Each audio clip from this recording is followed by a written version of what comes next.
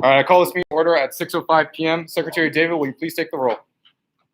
Senator Anderson? Excused. Senator Borgasani? Here. Senator Corkish? Unexcused. Senator Durnell? Here. Senator Flanagan? Here. Senator Fulton? Here. Senator Gluckert? Senator Gregory? Here. Senator Hahn? Aye, Captain. Senator Hurley? Here. Senator Jimmy? Here. Senator Johnson? Here. Senator Kiefer? Here. Senator Nelson? Here. Senator Medina? Here. Senator Ream? Here. Senator Rink? Here. Senator Tarallo? Business Manager Parsons? Yep. Vice President Hanley? Here. President Belcher? Here. We will now be moving into approval of the minutes of the February 19th, 2020 meeting. For those of you that are wondering, the final budgeting minutes will appear at the next Senate meeting. We just need a little bit more time to organize them as it's like a 40-something, 50-something page document. So those are pulled up. Would anyone like to get on my speakers list for correction of the minutes? Any corrections to the minutes? All right, seeing none, I'll now entertain a motion to approve the minutes of the February 19th, 2020 meeting. Moved by Senator Tarallo, seconded by Senator Gregory. Unanimous consent has been called. Is there any discussion or objection? Discussion or objection? Discussion or objection? Seeing none, the minutes have been approved. Next, we will go into public comment. Just as a reminder, Senators, please no passing notes, talking, or eating during this time. Please be attentive to our guests that are taking time out of their day to come comment to ASUM. Is there any public comment? Yep.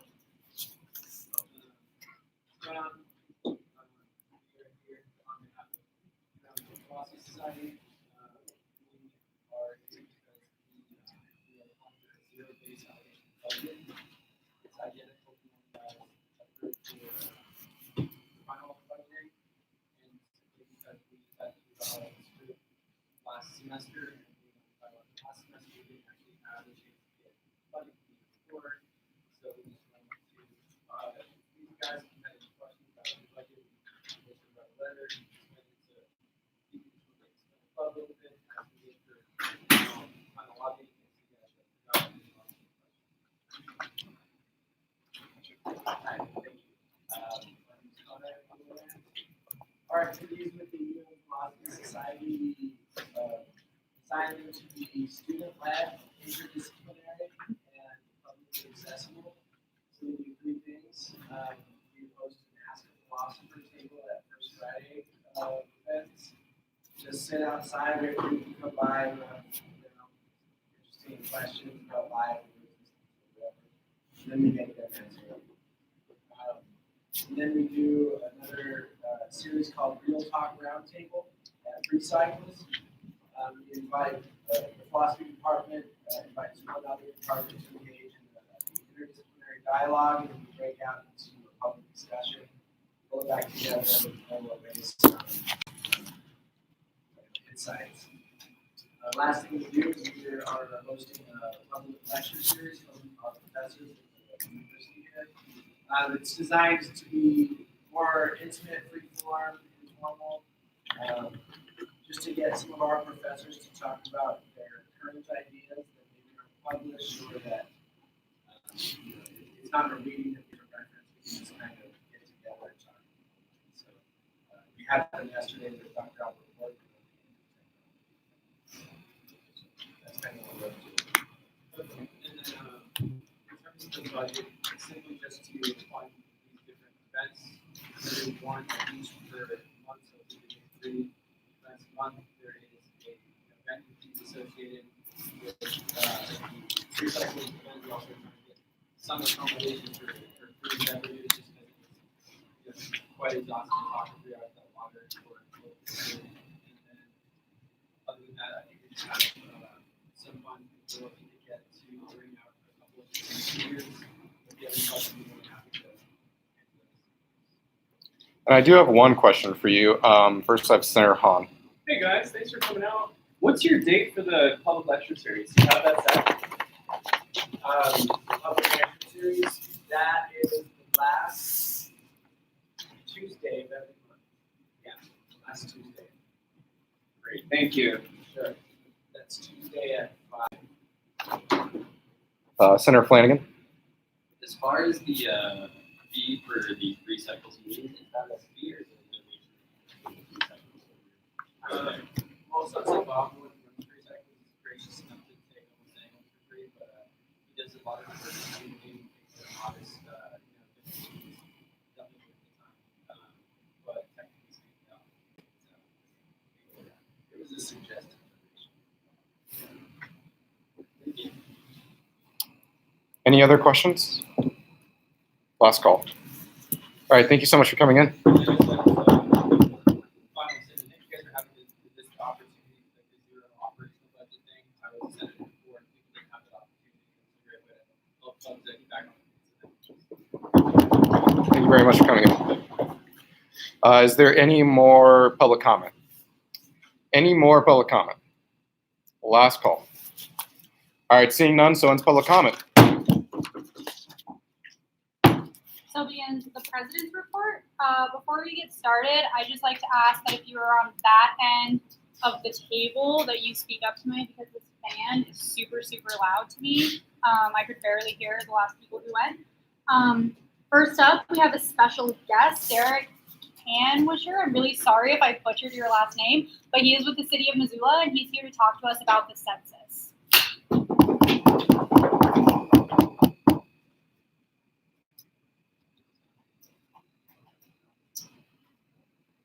So I'm actually a fellow student. And doing an internship with Missoula County. And as a county, I am part of the community internship. Also a staff member here at the university. So big effort about, you guys know about very much about and it happens every 10 years. So you guys were maybe 12 last time it happened. Maybe you didn't receive it by yourself. So someone else filled out the form for you. The 2020 census only happens every 10 years. And it's a really big deal, and it's kind of like a great opportunity to make sure that your voice is counted. And the ramifications are three things. Short video, this is a teaser. It was produced by Huxley, the Hinkley outfit, and last name, let's play this real quick, 60 seconds. It's a teaser for an 8-minute video. Oh, shoot.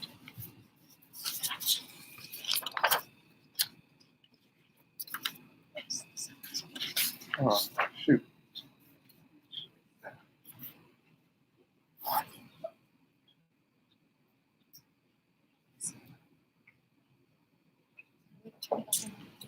So you know what? It's not that important. There's captions. So one reason I wanted to play this video is I want you guys to know that access to resources are up there. And what I want to do by connecting with you guys is I'd love for you guys to be health engaged with So every 10 years, actually annually, $675 million that are allocated to different social services, including health grants, including funds that go into roads, infrastructure, services like hospitals, different nonprofits, and communities. With each person who's not counted, that's $2,000 per year. But because of the census only happens every 10 years, we lose out on $20,000 that goes directly to this community. So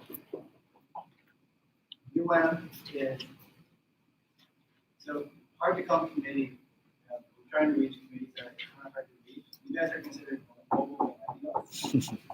There's some confusion about how you guys are supposed to respond. This year, you can self-respond through, so let's say, middle of March. Everyone's going to start to get postcards in their mail. And in that postcard, you're going to have an ID number that you can use online for the first time ever. You can self-respond. It's really easy. It takes 5 minutes. 7 questions. don't be confused by what they talk about long term and stuff like that. It's not happening this year. So, I guess the big ask to you guys is, I'm wondering, looking at what Montana State University is doing, and they have a website that's specifically dedicated to the 2020 census. They have a range of activities strategically where they're really engaged in campus, through tabling, events, literature. It's just a well-organized effort. This isn't really happening here on this campus. And I'm working with Montana, working with monitors, and working with different groups like that, but a little bit hamstrung. And you guys could help. We could really benefit even on this campus. Happy to take that.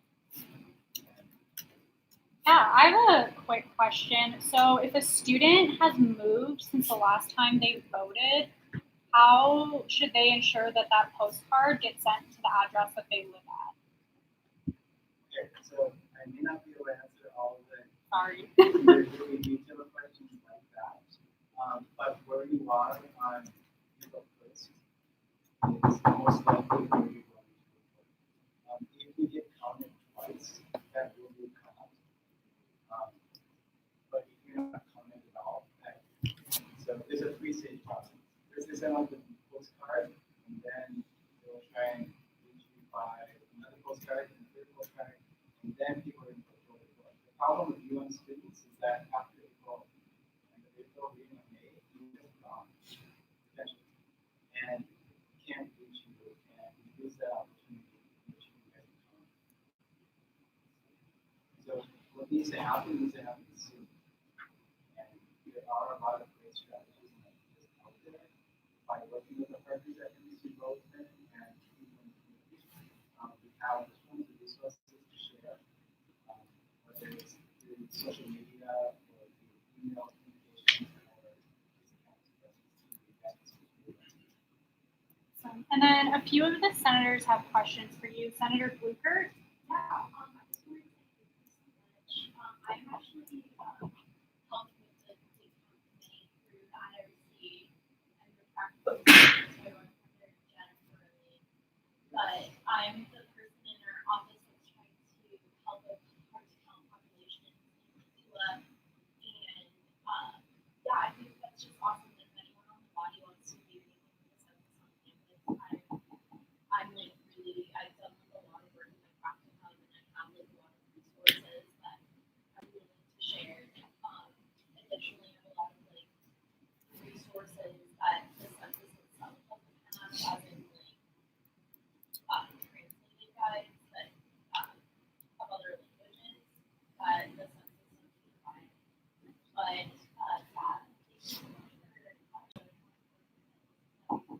really great. I should note that Janet is organized.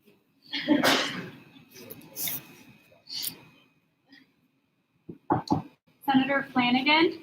Hi, thanks so much for coming. I was just wondering how census was done before there was a subcommittee and sort of what that process looked like. That was all through notice. People that that wasn't returned. I remember the last census, and I remember someone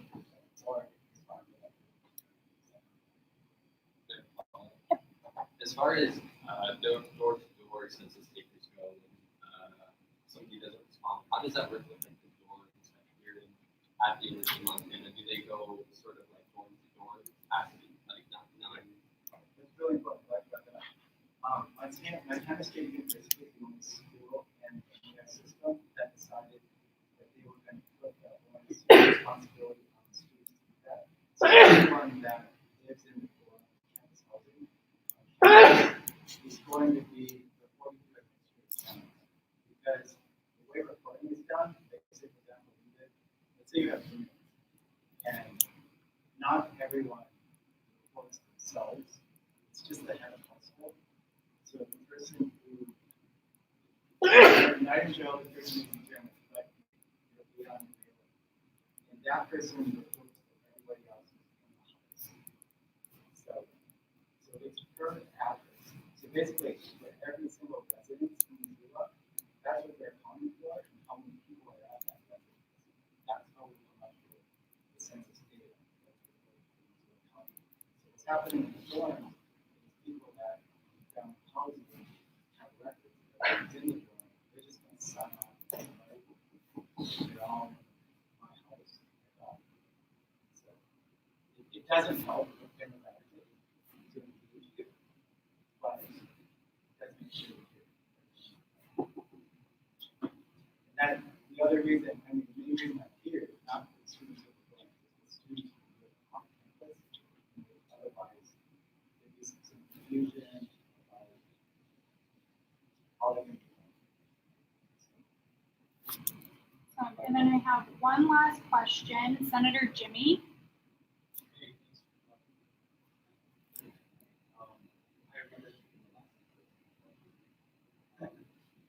And I am curious, as an out-of-state student, I'm all for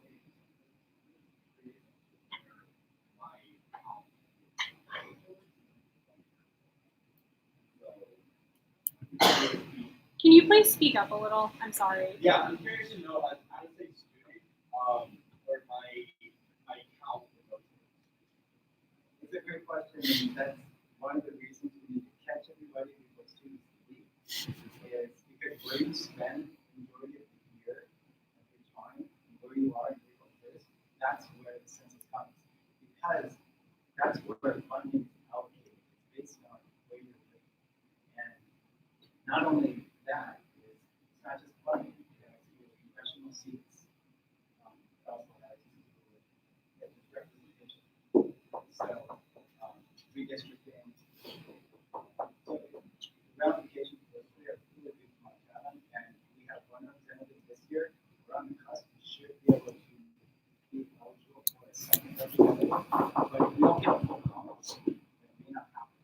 So it's a really big deal. Did I say it's a big deal? Senator Blucher.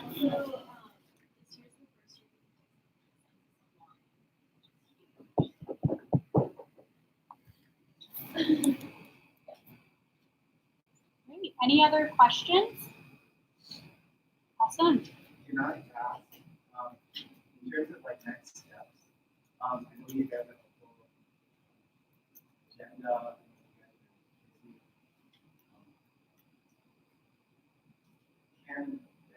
Is there maybe a process of like political action, maybe something, or otherwise ways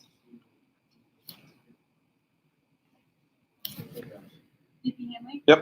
So tomorrow morning, I'll send your information to our student political action chair, which is Senator Morgan Hahn right here. And then he will continue to collaborate with you, and hopefully we can get a little bit more advertised to students.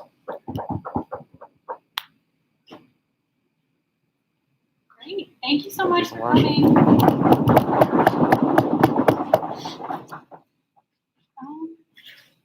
And next up, I'll head into my committee reports.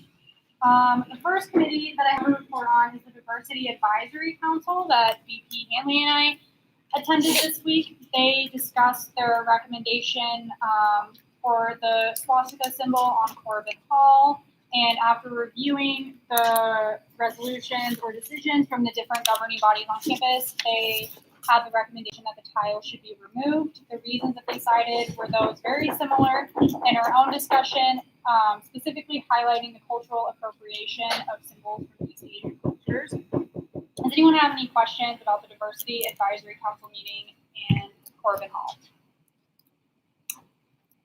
Senator Tarallo. Will they get aware of the final vote count on our resolution? So we forwarded the resolution to them because they were on the send to line. They did not ask for the vote count, but the vote count is available in our minutes. So the vote count was posted at the bottom of the resolution, and I believe it was 19-1-3, so they would have seen that. But there was very little discussion about what each shared governance group had formulated, everyone was already aware, and the discussion was somewhat brief about the recommendation that they gave to the president. All right. The next committee update that I have is Spring Commencement Committee. Really, the only update that we have there is that the committee met. Everything is on track and ready to rock and roll. It's going to be exactly the same as last year, with one ceremony in the morning and one ceremony in the afternoon. The morning ceremony is going to be professional schools. We get to watch Senator Johnston and I know at least, walk across the stage then, and then in the afternoon, it'll be the College of Humanities and Sciences, and I believe the College of Forestry. Advisor Reed, correct me if I'm wrong on that one. Sweet. That's what it is. That's what we're going with for now.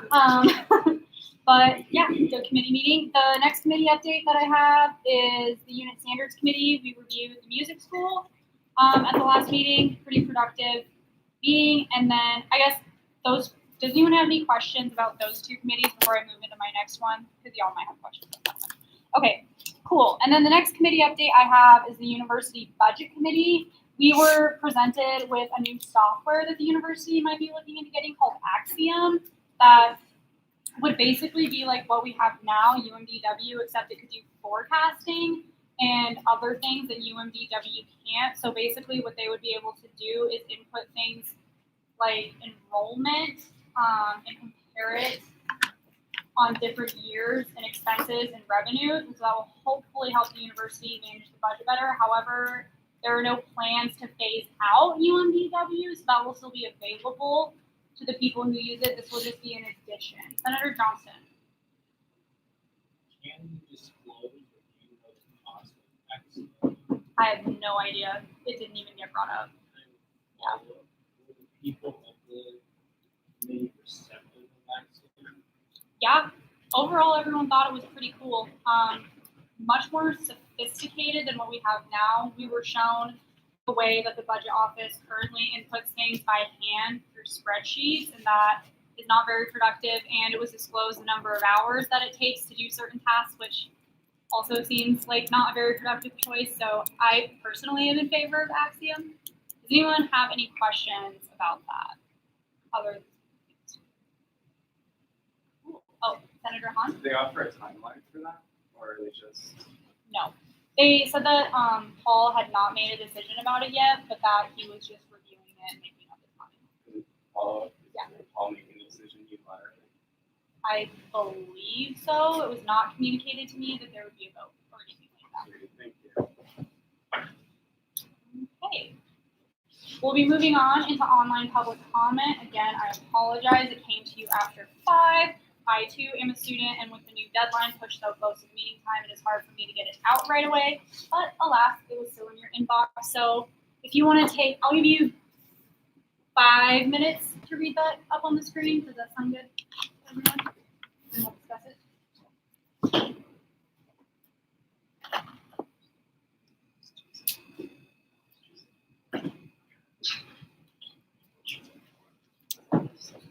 I guess I was in class. Yeah, you.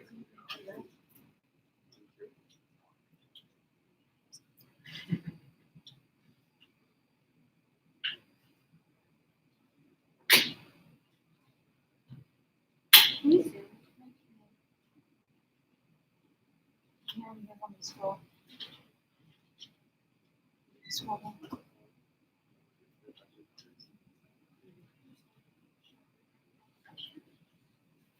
Did you scroll down there?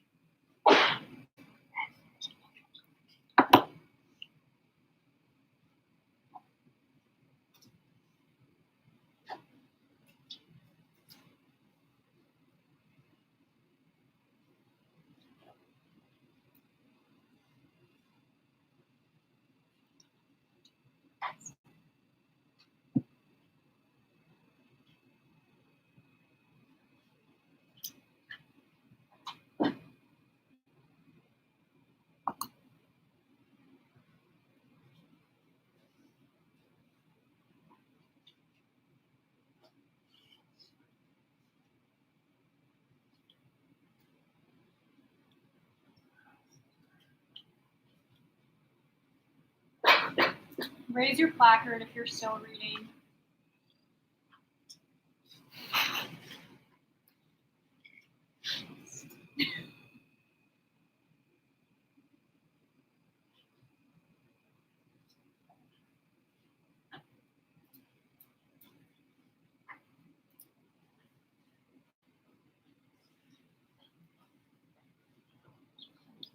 Okay.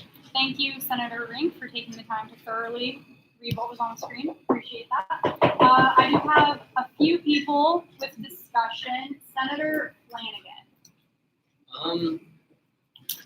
As far as I understand, there is not a way that that ASUM can go back and alter budgets after final budgeting. Is that right? Or am I mistaken? Business Manager Parsons. Not based on the ask from Oval, no. Senator Jimmy. Senator. Am I able to comment on specific comments? Yes. Yes. Will you talk louder when you give it though? Thank you. I'm happy to see that there has been conversation about inclusivity and exclusivity of student groups in Beaumont. Shout out to the writers of public comments that do this. I'm happy to offer my 2 cents.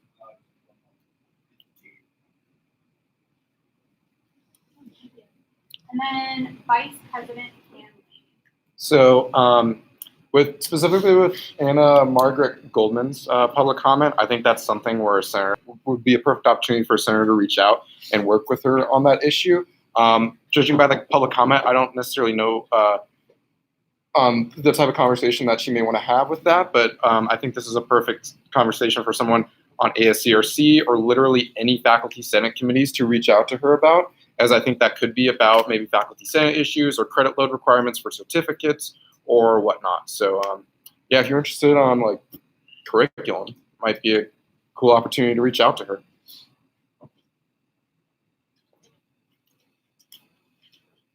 Any more discussion on online public comment? Senator Rink. Question, just like the Oval, seems like they're requesting that we go back and change the budget that we created on the budget. Is that like something? Business Manager Parsons. Like just out of curiosity, but So with that, would it be like if they were requesting equipment or if there was additional need from a special allocation event, they can go through our separate channels for that. But as for the budget itself, I would say no, because the majority of it was printing. There's not really any other proper avenues through which they could go through to get additional funding for that. Senator Hahn. I assume the Oval posted this after they got their final budgeting numbers. Sweet, thank you. Last call. Great. Okay. Secretary David, do you mind pulling up the accreditation report? So this is another committee that I'm on, the University Academic Accreditation Committee, and this is our 3-year update report for the university to maintain its accreditation with the Northwest Commission on Colleges and Universities. Nathan Lindsay is seeking informal feedback from the governing bodies on campus, so students, faculty, and staff. I trust that you all reviewed this very lengthy document very thoroughly and look forward to noting all of your thoughts and feedback. And I will also answer any questions about the accreditation if you have those. Senator Durnell. I guess one of my questions was if you go back to the first page where they said that they lined up the priorities and the board, but a lot of them were like the same. Can you touch more on language? Yes, so the university used to have, when they submitted this 3 years ago, like core themes that I'm not even sure what they were, but they're very similar to what the priorities for action were. So the first thing we did in this committee was take the different metrics from the core themes and then reorganize them to fit under the priorities for action. And so now they're organized into those instead of the themes, but the metrics are still measuring the same thing, just maybe in a different way or in a different category, if that makes sense. Yeah, so it's based off of Would you like a follow-up? Yes, I would.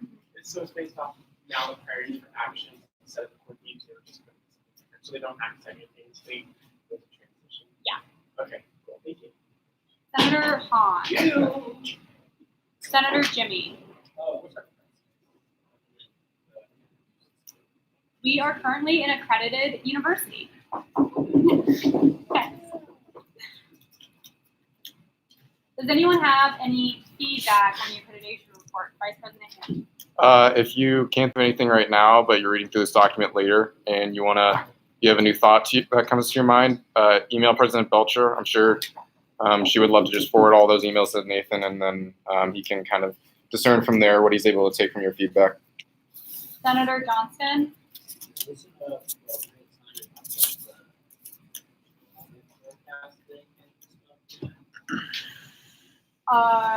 Since it's in the document, yes. Would you like a follow-up? Yeah. I don't know. God, this document just feels too.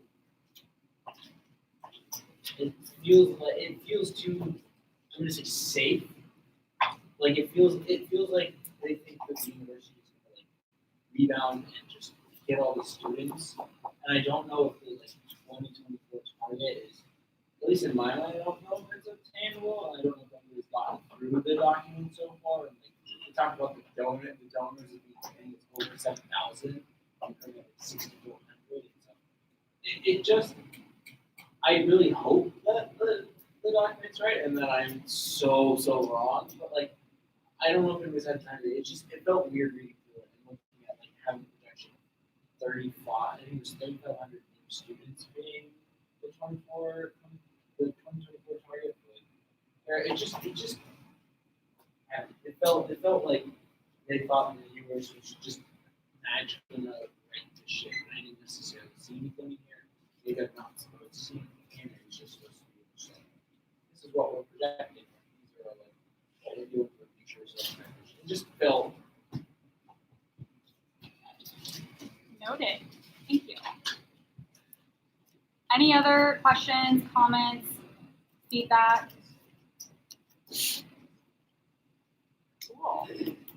Well, I don't have anything in my other for you other than to remind you that I have office hours and you're more than welcome to come visit me in them. And I would appreciate someone stopping by.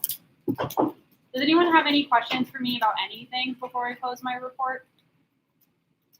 Awesome. So ends President's report. So begins Vice President's report. The first is committee updates. So if Secretary David, please pull that up. It'll be in the ASUM Senate box folder.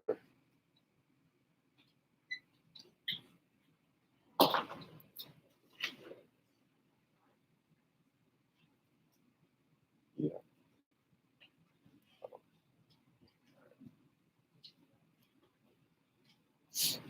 All right, so we've had a couple of resignations since last meeting, so those should be reflected in the committee assignments. I'll talk a little bit more about those when I get to my second item. But scroll through. Does anyone want to get on my speakers list as of now for that? Yeah.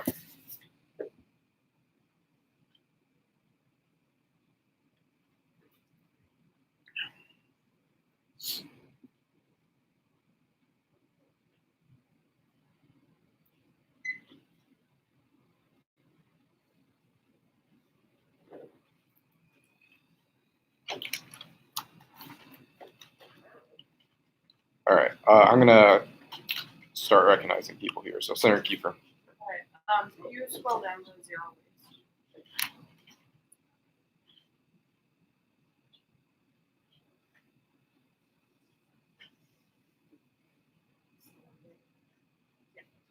Okay, move to add Derek Hanwisher to zero waste. Okay, so there's been a motion to add Derek Hanswisher. Sorry, which line we want that to go in? He's just been to every meeting, so I don't know what line. Well, if there's not a specific designation, then he can still attend the meeting. It's just, yeah. Business Manager Parsons. Can you scroll to RCSF?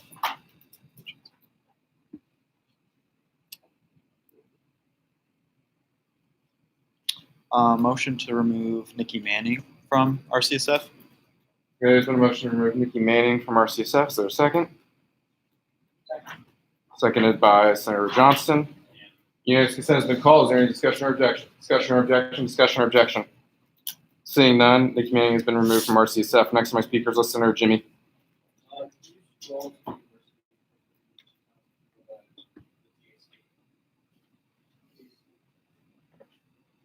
I moved to remove myself from the DHC. Okay, there's been a motion to remove Jordan Jimmy from the Diversity Advisory Council. Is there a second? Second. Seconded by Senator Fulton. Unanimous. Unanimous consent has been called. Is there any discussion or objection? Discussion or objection? Discussion or objection? Seeing none, Senator Jimmy has been removed. Next on my speakers list, Senator Glucker.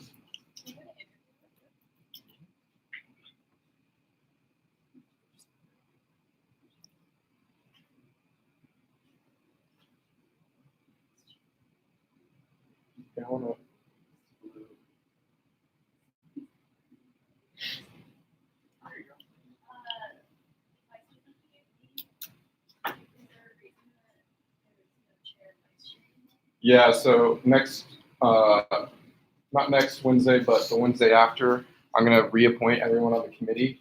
I probably could have just removed everyone because I'm probably going to start with a clean slate for this interview round. But I was just going to have people send me notes if they wanted to be on interview committee and then just reassess the committee from there. It seemed like from everybody that was on it, I didn't know who still wanted to be on it or whatnot. So I'll get more into it in my second point, but it wasn't because I thought anyone was doing a bad job. Senator Terrell. You plan to convene that committee soon? Like I said, I will get into it in my next item. But yes, I plan to convene it soon. Darnell. Okay. Is there any more discussion about committee assignments? Senator Corkish. Oh, I didn't see it. Can you speak up, please? So we are going through interview processes and Yep. We have 8 open spots right now, so I feel it's appropriate that we should fill at least some. Senator Johnson.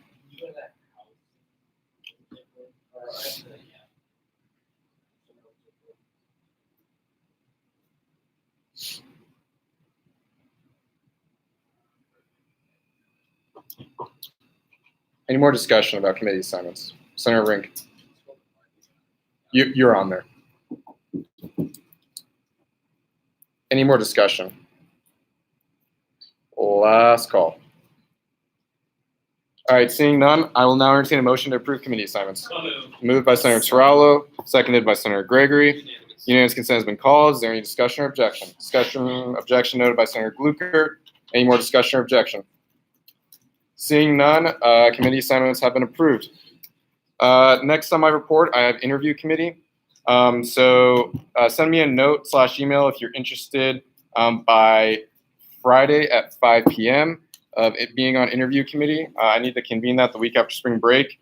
I will select the chair hopefully before the beginning of next week. So if you're interested, send me a note. The reason that I removed people wasn't necessarily because I needed them off the committee. It was just my preconception that I didn't know what they wanted. So I'm going to completely reassign the committee.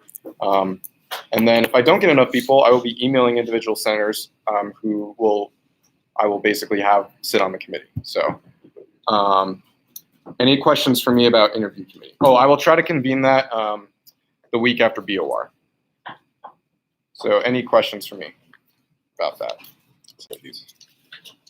I already see a few of you. All right, seeing none, I will continue on to my next one, which is Senator check-ins. So if you haven't set up a meeting with me, you need to contact me ASAP. If you haven't contacted me about an individual meeting, I will be contacting you tomorrow at around 4:30 whenever I get out of class to set up a meeting with you. And this is just basically like a mid-semester check-in with your committees, if you're chairing a committee, the chair, any issues that you have and whatnot.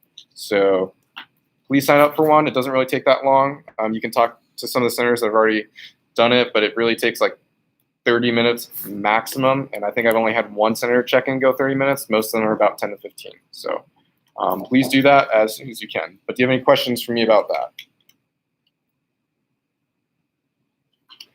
Great. Seeing none, I will now go into transition And one of my committee reports will be in transition as well, so it'll be a little weird. Or actually, I'll keep it in committee reports. The first committee report that I have, Sea Change will meet on March 9th, which is the week after BOR. Liaison Reed is on that search committee with me, and we will be shortlisting, discussing who we will interview for the first round of interviews, and then discuss an updated timeline. I think we had about 20 applicants. Pretty good applicant pool, so hopefully it should be a successful search. But any questions for me about that? It sounds like to me that campus visits will happen end of April, so I'll try to keep you all in the loop there, but we're kind of far away from that. The next committee, sorry, I just went to committee reports and I was in transition. I apologize. Let me circle back for a second. Wow, I don't know where I was there. Okay, I think it's because I got like 10 notes about interview committee, but thank you for your willingness to participate on that. The first is, let me know if you're interested in the project that I emailed you all about on Monday. The filming portion should take an hour to an hour and a half, and ideally this would happen at the end or right before spring break starts or during spring break. Basically what will happen is you will all sit in the conference room and we will go through exactly what every single parliamentary procedure looks like. And then I will upload a video lecture series on an unlisted playlist on the ASUM YouTube channel, and this will be used for senator transition to not only learn about Parley Pro, but also learn about the Montana University system. This should hopefully clear up some things about retreat, so we're not lecturing so much, and we can get into like planning issues. So like what planning procedures the university is taking, a legislative update and whatnot, or like a legislative strategy discussion, and it should hopefully utilize the fall retreat a little bit more. I'll call on you that raised your placards at the end of this portion of the item. The second one is that I will be in contact with all committee chairs, whether you were a committee chair of a committee that you're not anymore, or whether you're a current chair, to discuss creating a committee transition file so that you can update new chairs about how to properly run the committee and then goals that you think that they should focus on during their time. Some committees it's going to be harder because it's very different from year to year, but others it'll be the same. So for committees like Relations and Affairs and Transportation and Housing Board, it will probably stay a little bit similar from year to year. It will probably change based on changing times, but based on how the committee functions, it won't. So I will be seeking your input on that. And then the third thing is that I have created a senator transition document in addition to the lecture series. So that'll be things like having what the life of an ASUM resolution is like. So like how does it go from new business to being passed? A parliamentary procedure table that goes through the different motions and how to make them, and among a bunch of other things like a description of the Montana University system. So, and then right now is a perfect time for feedback. If you want to give me feedback, I've been asking for that for the last couple months, or last month now, so have at it. Senator Flanagan.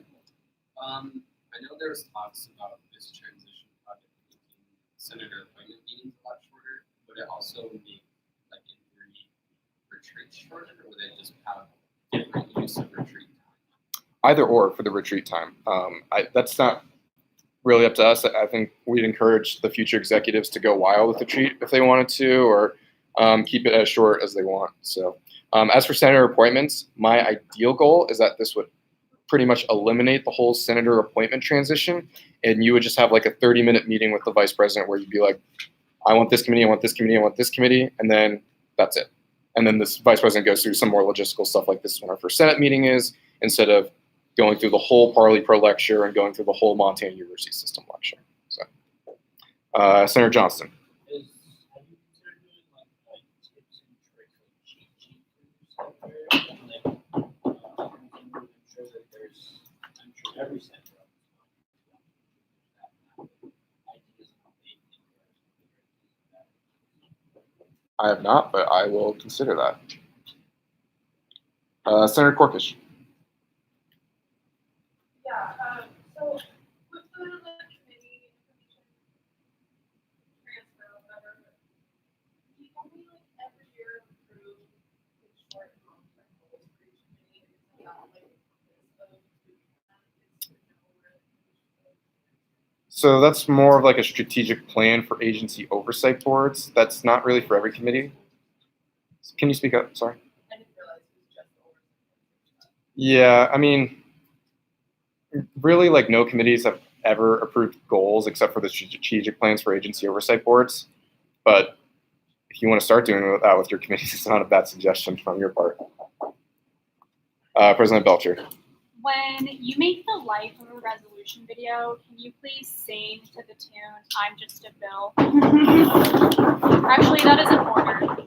I will take that into consideration. I won't necessarily do that. Senator Nell.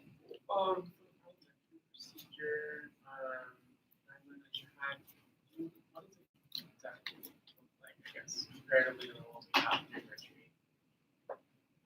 Sorry, what was that? So the parliamentary procedure, like, and simple stuff that you is that, how does that look comparatively to what we had virtually? I mean, it'll probably be the same thing. It'll probably just be like me lecturing at the beginning and then a cut to like the example in the conference room. And then it'll go back to me recapping the motion.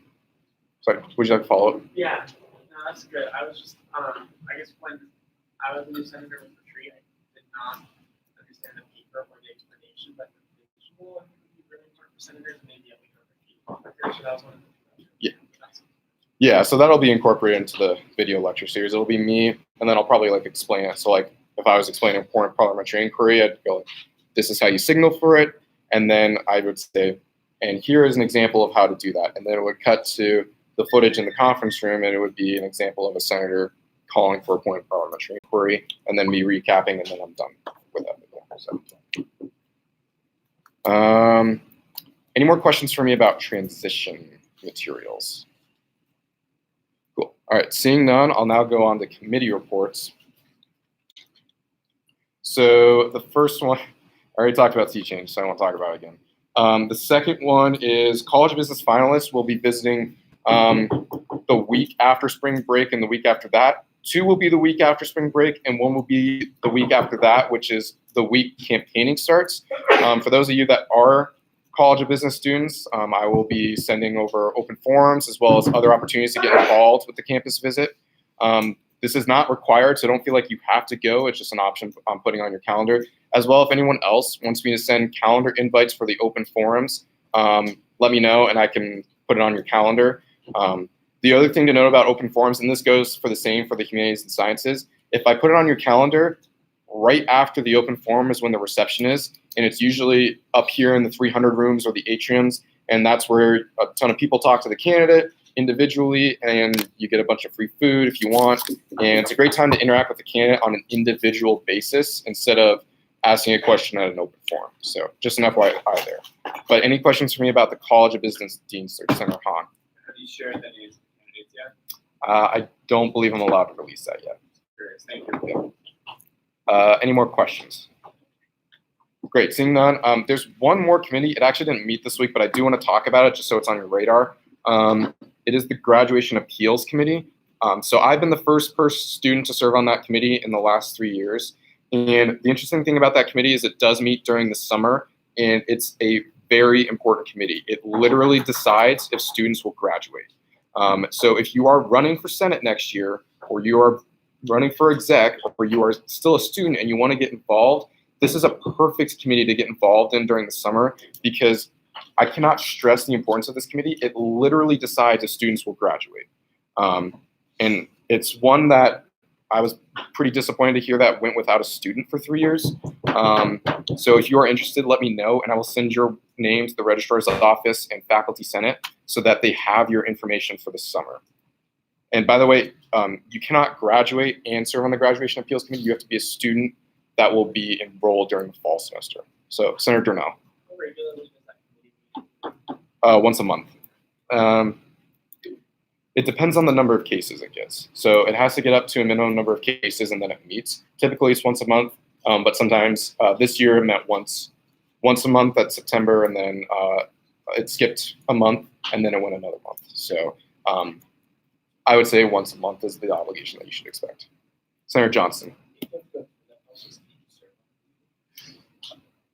Yes, as long as you don't vote on your own appeal. The other thing too is if you do have a conflict of interest, it always gains you credibility to abstain from voting on that. I've had to do that a couple times. The other person, if you are interested in this committee to talk to you about, is Gwen. She served on this committee for 2 years, and it was a lot different back when she served on it, when they actually voted on withdrawals, and they would meet for 3 hours at a time to go through all the appeals. Now it's a lot shorter. It's usually like 30 minutes. But Senator Corkish. Senator Gluger.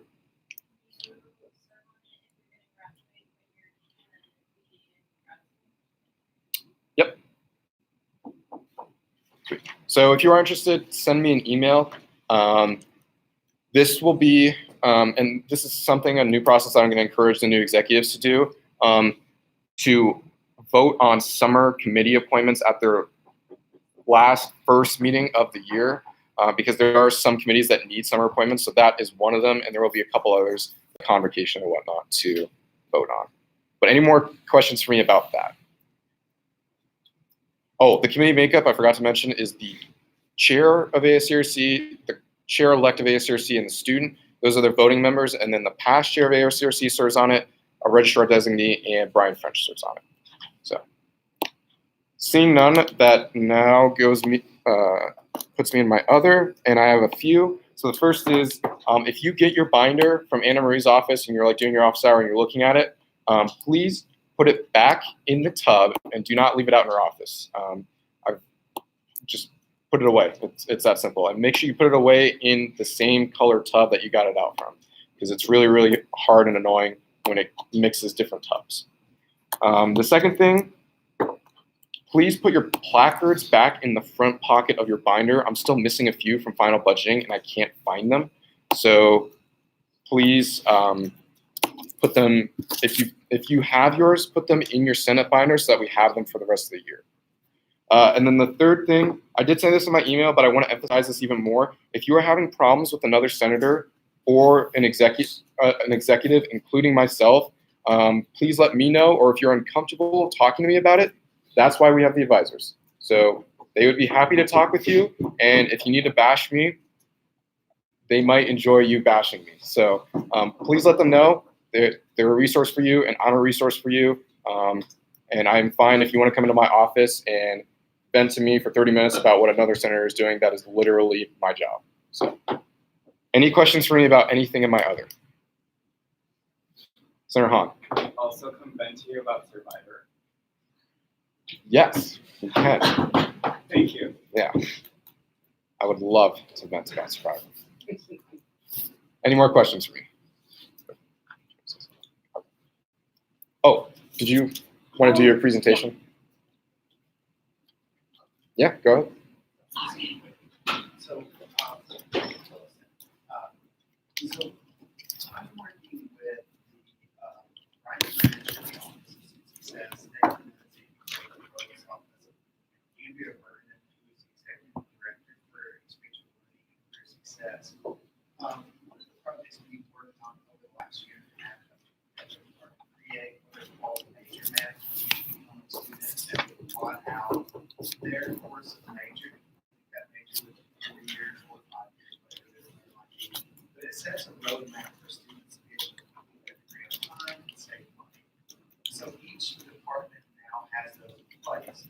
The new project that we're involved in is now to couple that academic major plan with what's called a career readiness plan. And so we're going to create on the back of those forms guideposts for each successive academic year. Things like go to a resume workshop, take advantage of a shadow opportunity, do an internship. And so we're going to have that coupled together. We're part of the navigate system. We're part of the information system. This is a collaboration within it as well. So this is like one of the things that we're involved in. But that's a project that we're doing. Yeah. What I'm looking for you is to provide me feedback as a representative on this working group, which is what is it that you would like to know as a student? What do you think is essential for us to have on these career major maps or career maps? So I wish somebody would have told me this earlier in my academic career about resume workshops or how to interview or how to negotiate salary, those kind of things. So if you have feedback like that, please provide that to me. Love to hear that.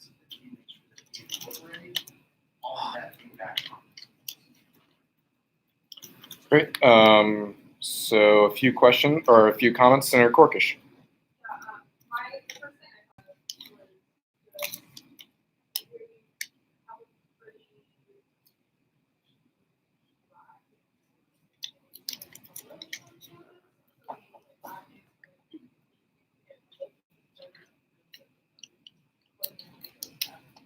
That's great. Yeah, that's really great. Yeah, the last institutional gap we sort of talked about internships and research parallel as career readiness opportunities. So that's great. Senator. Just one more thing too. Like, I'm trying to advertise this more. So we now have a pot of money. It's not huge at experiential learning for success. We have a pot of money to, for friends or students have a great opportunity internship that's unpaid. We have money to pay them. So talk to Andrea Burnett at Elks. We can't pay you a stipend to do unpaid internships. We don't want not getting paid to prevent you from taking advantage of pre-professional opportunities. It's not a huge pot. You'll have to work. It'll be considered income, so there's some financial aid implications. But again, we want to be able to provide a stipend for students to be able to do unpaid internships. Senator Blucher.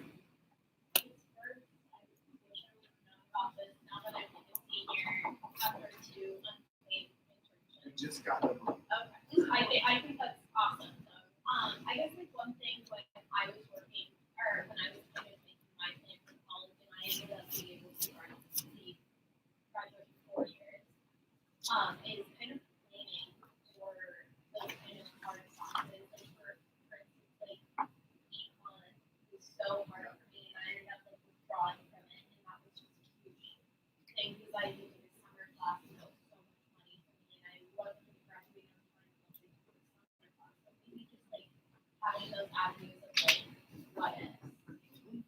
Yeah. Senator Johnson. I had to take like close to 30 credits over 3 summers, and it was simply because the class was available during the spring or fall, or it was one section and it was a sophomore or a junior trying to get ahead. I couldn't get into it. And granted, there's a lot of reasons why that's the case, but just letting them know that they should really try to get ahead today. And that was the issue. I was like, that's a question. I got so far ahead, I thought, and then I did take 2 major classes, and now I'm like scraping by graduating. Yeah. I'm graduating 4 years, but I'm really staying responsible. I'm Yep. So, to your comment, one of the things that Brian French and I do is we're publishing every semester now a list of the high D, S, and W courses for every department. So what we're going to do is publish those dates. And so they know where their bottleneck courses are at each class. We say chemistry. Yeah, chemistry class, there's going to be intro chemistry classes. So what we're looking at is to really provide teams with information about where their courses are creating bottlenecks and majors.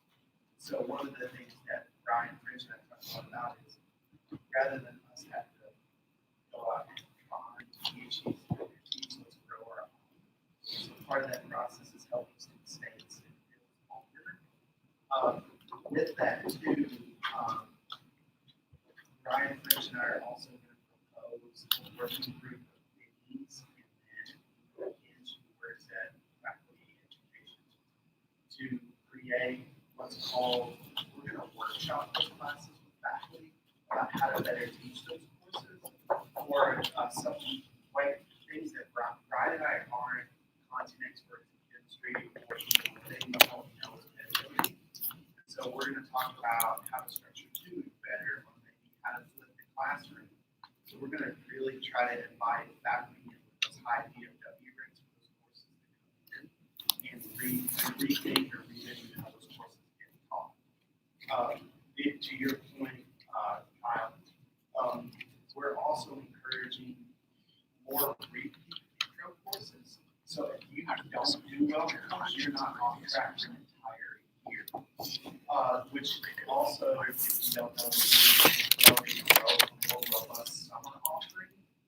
And one of the things that we're trying to thinking about, and I'm trying to push the university to do more of, is to create destination courses for other students from across the country to come here and study. But it also provides current students repeat opportunities for courses. Because if you're on a really strict track, it will get you off course for a year and you have to repeat classes. So we're looking at all of that. Next, I have Senator Hahn. Hey, Brian, how are you? Thanks for coming and speaking. I've been following the major maps, and I think this is a really amazing resource that could be available to students. I know for me, my freshman year, I spent hours developing a four-year plan. So to have that information to think the big picture, I think would be really helpful. Quick question, when does that work group meet that's working on this? We've been meeting for a couple of weeks. So the academic things are set, it's the career readiness maps that we're still working on. Another thing I want to add too is that as part of that sort of like, here are some guideposts or things that we think students should be doing in successive year to get ready for their career. We're also going to have a box on that sheet that talks about students who graduate in computer science go on to work in these fields. To give students an idea of where they can work at what industries. The other thing we're going to put on there, this will be every major map, is we're going to have on it, so I read the Harvard Business Review every year, and we're going to look at those skills that, so they do a survey of employers and new employees, and the thing they talk about is communication, working in groups, synthesizing large amounts of data. So we're going to have a box on there too that says, here are the key skills that employers have identified that they want out of graduates. It will be up to you, student, to find those courses and or co-curricular opportunities to hone these skills. So we're going to encourage that. Quick follow-up. Yep. Just one quick question. I'm curious, when you develop them for Missoula College, are you thinking like four-year baccalaureate track plan in mind for students? With like incorporating transfer? It'll have the option. Yes, they'll Okay. have the option. Yeah. So it'll be, should you choose to continue the degree, here's what the path would look like. And as you know, we have articulation agreement. Thank you. Senator Jimmy. Hey, so in my field, I want to be I'm sure that there are many others oftentimes there's tests associated with being professional. And so I'm wondering if there's been discussion as to how better prepared graduates become competitive with those exams. Or those exams, yeah. Whether it's like monetary or Yeah, I'm not involved in those, but I think it's one of the areas we could think of an idea where we could have some of those monies available for students because those exams are expensive. Have pots set aside for financial aid or however we want to structure this to be able to do that. In terms of prep, we don't have anything, but I think we can certainly help expand departments and develop relationships. It's certainly a great idea about hosting workshops or workshops to help students get ready for those exams. I think it's a great idea. We just don't have anything right now that I'm aware of. Senator Fulton. Hi, so going with the paid internship is very staffing up, but then also go for like student teachers who are working 25 to 50 hours a week and not getting any sort of compensation for that. For doing student teaching, we haven't discussed that. My response isn't no, it's just we haven't entertained it yet. I'm thinking that you would recommend. Yeah, go ahead. Yeah, so on average, a lot of the students who do both teaching teaching work at 55 hours a week, between less than 10 grading, actually teaching, and then end up just And then they end up having to go to work like at a hotel or like work at some kind of restaurant that's open 24 hours for like graveyard shifts just to pay their rent and stuff like that. So it would kind of benefit those students out a lot. I'd have to look at financial aid too and see if it's really if that happened. I'm hoping a lot about units. I don't want bullshit out to other things. I don't want to know.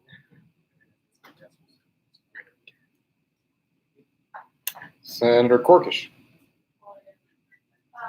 So I was just curious. How are you working with like all of the different bodies, maybe publishing their course schedules a little earlier? That's like the one thing that's really like several times over in my Yeah. was just like classes. That's a university problem issue slash challenge. It's not basically part of that's that's an institutional challenge, and it's one of the things that I'm working on particularly because veterans have to have that notification early. So in order for their VA benefits to be released, we have to be able to say, yeah, this course is legit, they're taking. And one of the roadblocks we continue to hit is that our catalog still isn't out for this year. We piecemeal the course list, but our official course catalog is not out yet for the academic year 1920. And so that's something that I'm working with the registrar and the vet's office on. And corollary benefit to that would be people like who do that early. So that's what we hope. The other thing we're doing, and I know I'm going really long. You're good. The other thing that we're going to do is that we don't publish our calendar, like paid calendars and all of that stuff 2 years in advance, like a lot of institutions do. And that's one of the things I'm pushing for is to have set dates for payment deadlines, course drop deadlines. So we currently do it term by term, semester by semester. I'm trying to work to have that come out at least every year at a year in advance, so you can plan around that. Senator Johnson. One thing I thought I was saying here is adding like minors or certificates or double majors that like build off of the major. I think that might be something to explore. Second thing is that you were talking about like skills, like putting skills in there, like what they identify. You could even put a point in there of, like trying to be like future proof. I know that the university is pushing the future proof, so you could throw in like how to like either something like future proof. You know, yes, and that's part of the inspiration for that is to have. The other thing too is that I want to do it here, but maybe I'll come back to it. I'll come back and talk to you again. It's about what would you want the first year seminar, and the polls 194 version of the first year seminar that we just totally walked up. We revamped it about. I'll give you a quick preview. We're doing what's called Design Your Life and Design Your Montana, which is less people talking at you and more about you figuring out why the hell you're here and giving you opportunities to go and talk to people in industries and businesses earlier. And that's the class. You sort of figuring your shit out. So, Senator Glucker. Yeah, I guess I would at least agree that talking to people about possible minors or majors when they can add on or virtually like read classes more. I mean, I was a junior when I found out in social work you can have 3 classes more to get a psychology minor. And I wish I would have known that earlier because at that time I didn't really have time to take that many classes in my plan. But if I knew that as a freshman, I would have piled those on because a lot of those classes double fit. and we're going to start publishing more upfront than just classes. Later. So one of the things that we're going to do with this new kit navigate system around course registration is more advertising around double system. The other thing that we're going to do a lot more advertising around, I just found this out today, which is a shame. The late courses. This course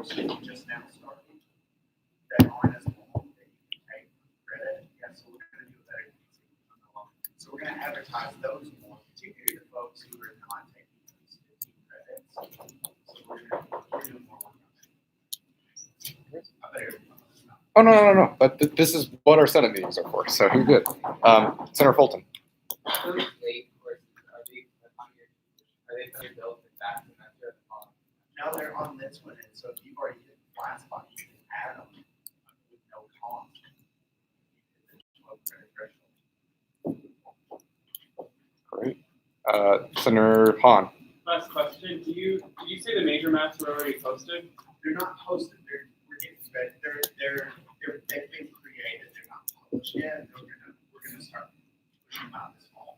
Great, thank you. Gluckert. Yeah. But yeah, I think expanding on those late courses and also kind of those late courses, like there's weekend, like seminar, weekend lunch, like kind of for 3 credits. You just don't realize that and how you like look. And I wish I would have done that as well. So I'm like, wow, I don't have time this whole semester to do 15 credits, and I can do one weekend to do 3 whole credits. Flanagan. Just to clarify with the late start classes, if you're not already at the platform, they then sort of just add research or. Yeah, I don't know if it's prorated. Thank you. Senator Torello. Yeah, first, thanks for your entire presentation today. My girlfriend's actually taking one of those late classes, and I'm just wondering, what's the registration look like for, like and then like at the same regular class? I'm so new to it. I don't know. I saw them push out today through or something. I saw today. I'm not sure the intricacies of it. Well, and that will be part of our effort, which will be to really clarify the ABCs of that. Say, here's the deadlines, here's what you do, here's the link, we're going to be really clear about that, because I think this is a great opportunity for students who didn't take 15 credits in the semester to get that close to 3 credits. Senator Corkish. Yeah, I just wanted to add on to there's also the like 2 or 3 like spring break courses like that semester.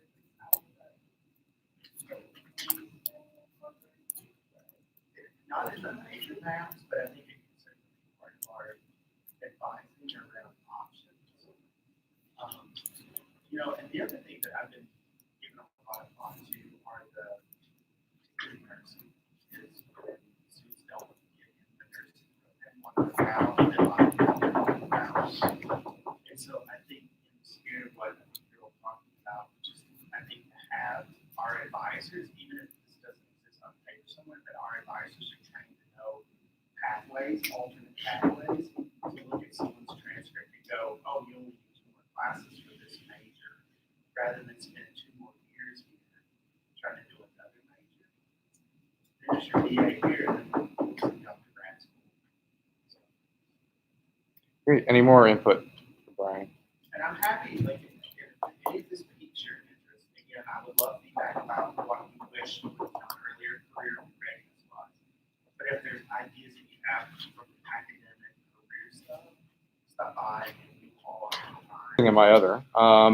Did anyone have anything for me, whether that was in my other or in my report or anything at all that you would like me to know now? Anything at all? Last call. All right, seeing none, so ends the Vice President's report. So begins business manager's report. What's that? Yeah, I'll just grant it. 5-minute recess. Go ahead.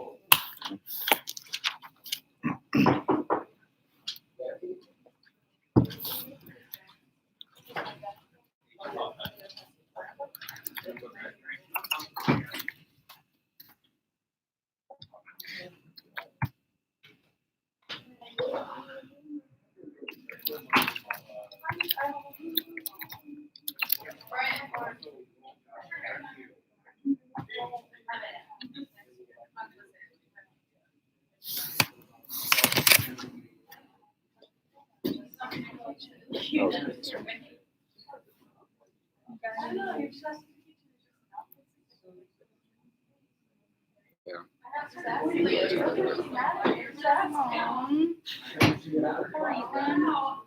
I would have done some of those things. Oh, I guess you guys. I literally have to do everything on my calendar.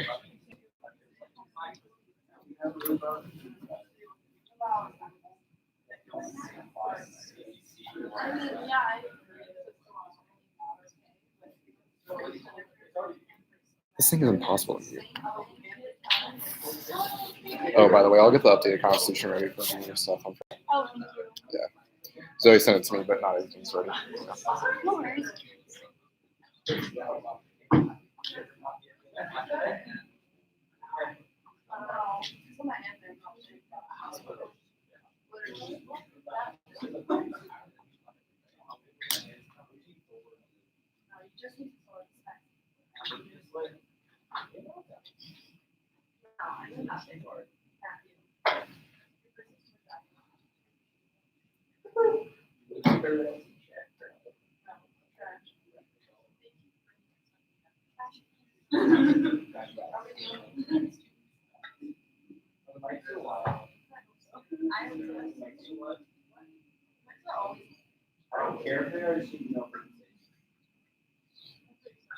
I am not in charge of the camera anymore. Perfect. I'll just say this. They are live, yeah.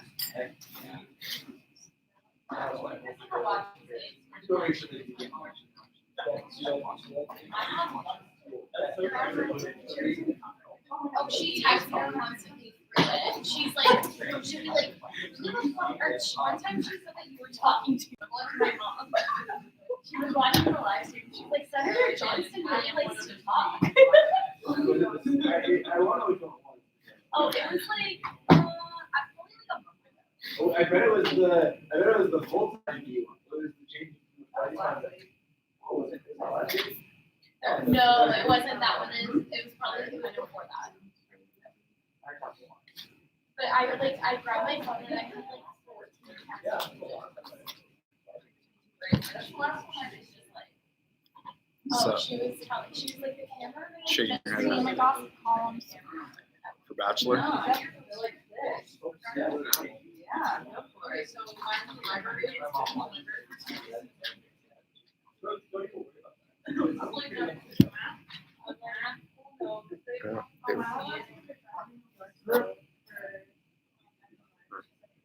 I did.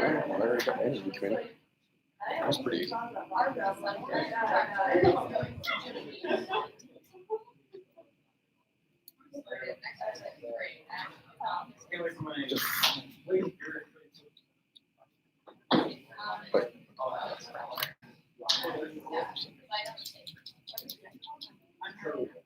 I think I might be closer to 22. Or like pretty close to that.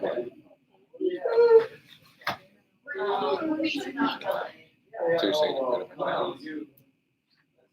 I am saying you're good at your job. Cool. Yeah. Good committee. So sad. I have a reason. So.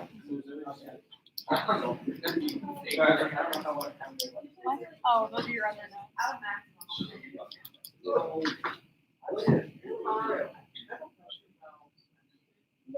Are you gonna announce the new KPJ channel?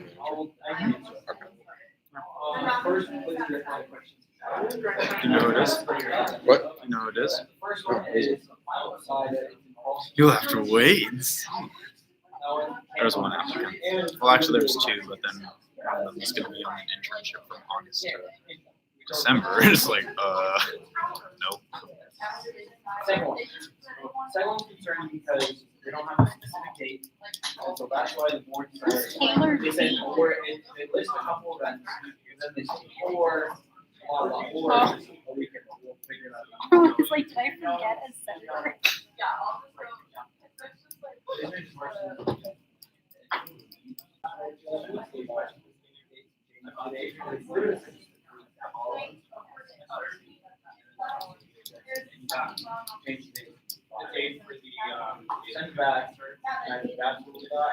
I think we have enough here. I don't know if I. Well, I'll message the group Okay, chat. why are they? I thought we were gonna be out of here by now. We'll be out of here by 8. Because yeah, people introduce stuff, they still have to submit it to you by Friday, right? Yeah. They could suspend House rules to do it a week later if they wanted to. Maybe I'll push for that. You will? Why? I don't know. I can also just do the resolution earlier as well. Yeah, you could just forward it too.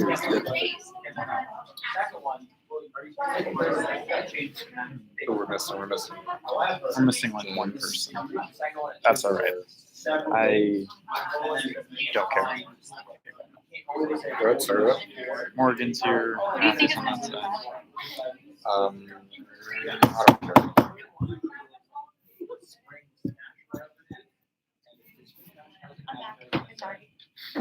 Senators, please start taking your seats. Sounds cheap. Just one person watching our question. Great, cool.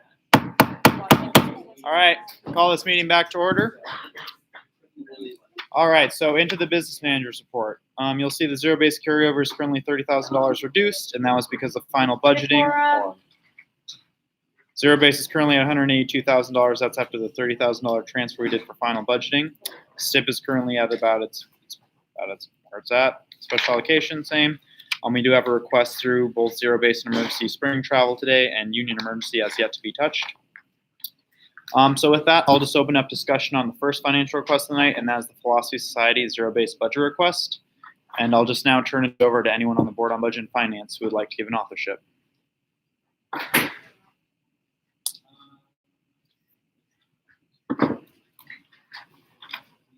Yeah, authorship time.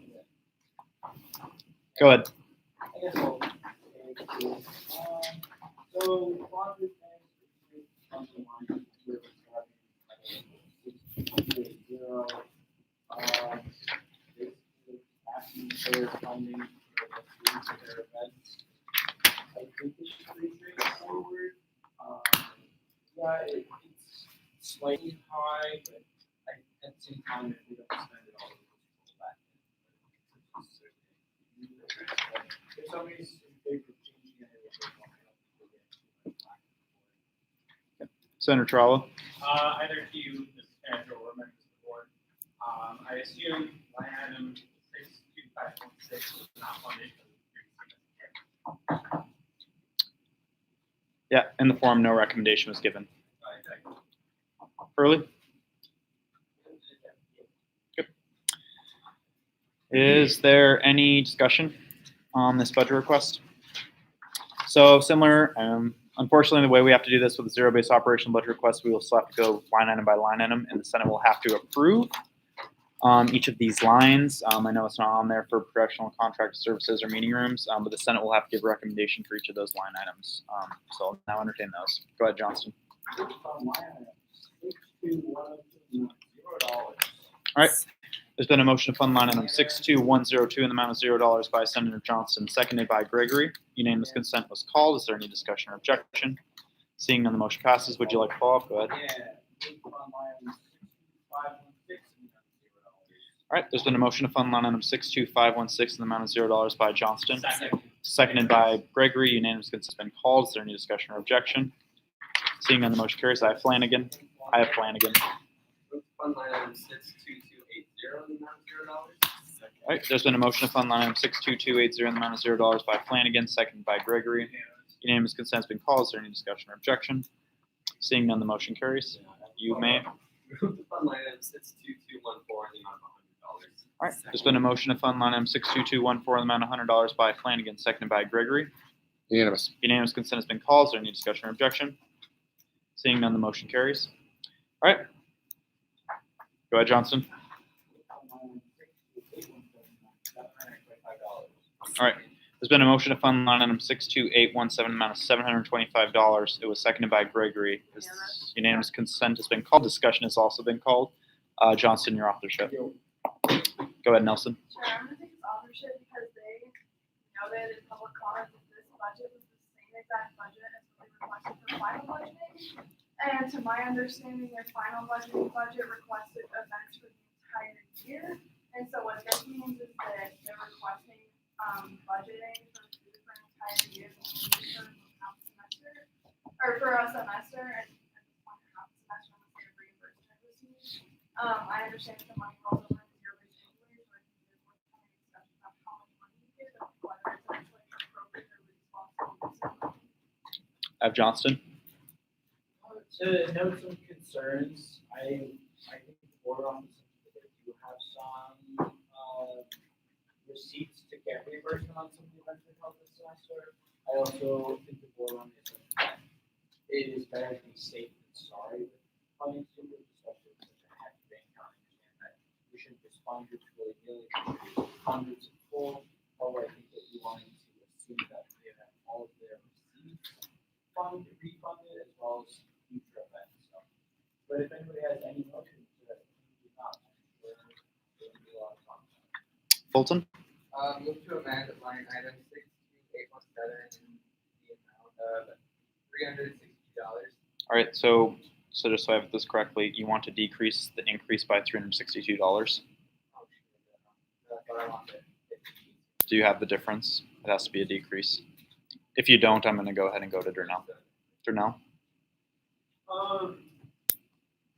Did anyone catch how often they were doing real talk round table events? I feel like that's factors. How much is funded? Hanley.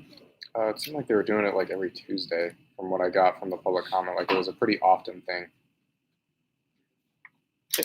I have Blucher. Oh, okay. 3 events. It's on the budget. All right. Is there any more discussion from the body? Senator Fulton, did you want to? Yeah. Okay. Move to line line 62817 decrease the increase by $363. All right. So there's been a motion made by Senator Fulton to decrease the increase of line item 62817 in the amount of $362.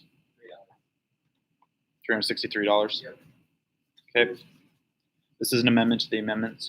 Do I have a second? Without a Brink has seconded.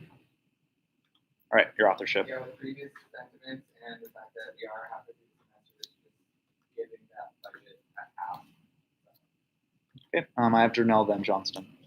I can't confidently say that this is 4 years. I mean, when they talked about what they were, as far as the real talk round people, they said that would be at the last Tuesday every month, and so they have 3 months listed here. That's consistent with what they verbally stated. The rest of the events I can only assume are consistent with what they verbally stated. So I guess, can I follow up? Yes. Can you explain why? So the 725 divided by 2 gives you 362, and currently we're on the semester. That's like that. Okay, so still be funding for the spring semester, not the fall. Okay. Go ahead, Durnell. Oh, did you want to follow up? I guess I'm not comfortable with this amendment just because I feel like some of the dialogue between the form and just like coming in tonight and verbally confirming as well as like confirmation what their semester looks like isn't really consistent with what senators are assuming that their year looks like. And I know they said that previously, but I'm just not completely confident in making that decision. I would be more confident if they were making a decision like that. I'm not sure if it's worthwhile to do that, though. I'm just not supporting this amendment. Okay. I have Johnson. Parliamentary inquiry. Yeah, so with the decrease and the increase, it would be at $362. Right now, it's currently funded at $100 just for printing.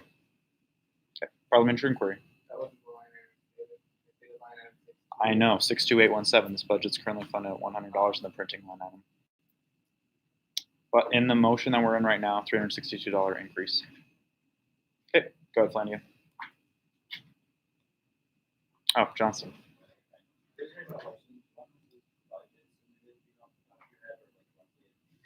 Yeah, within this past week. Mm-hmm.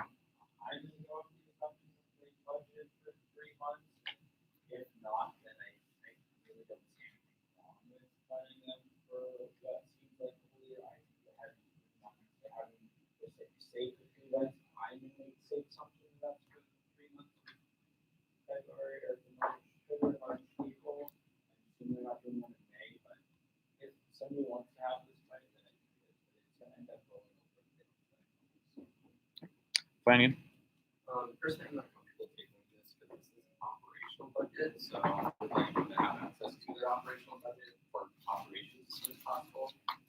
That being said, I think it's always good to operate off of good faith for student groups, and that's sort of what I feel like we're doing here. If this is the case, that is somehow their full semester ask in the 725. I would be sort of interested to see how they fit full semesters of entertainment in half a semester. And I feel like we can only see more events to the students happening from stuff. But that being said, I think just operating on good faith alone is enough to vote down this amendment and to just fund the 725. All right, that exhausts my speaker list. Would anyone else like to get on? Last call. All right, so we'll now go into a vote. All those in favor of amending the amendment so that it reads an increase of $362 as opposed to $725, please raise your placards. All those opposed? Abstentions?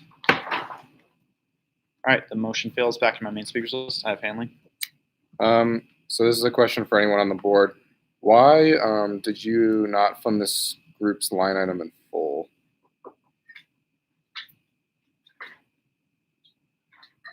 In 62817. I believe Johnston made the motion at the meeting, so if you can recollect, go ahead.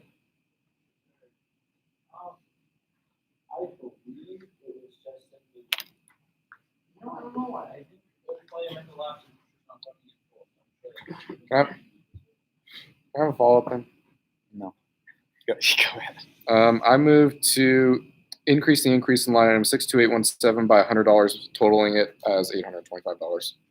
All right, there's been a motion increase, the increase in the amount of $100 that it reads $825 made by Hanley, seconded by Hahn. Unanimous consent has been called. Is there any discussion or objection? Discussion has been called by Darnell. Go ahead, Hanley. Yeah, I mean, I think if we're going to operate on good faith and go off of what the student group wants, I mean, the last Tuesday in every single month, these events look like they're going to happen for the rest of the spring semester. I don't see why we shouldn't be giving this group their full operational budget in 62817. Go ahead, Darnell. I guess if this is their operational budget, I don't want to fund them unfairly compared to the year 700 total budget. I mean, with fulfilling their entire team, they're already at a very significant amount of the current standard by funding it forward adding to that.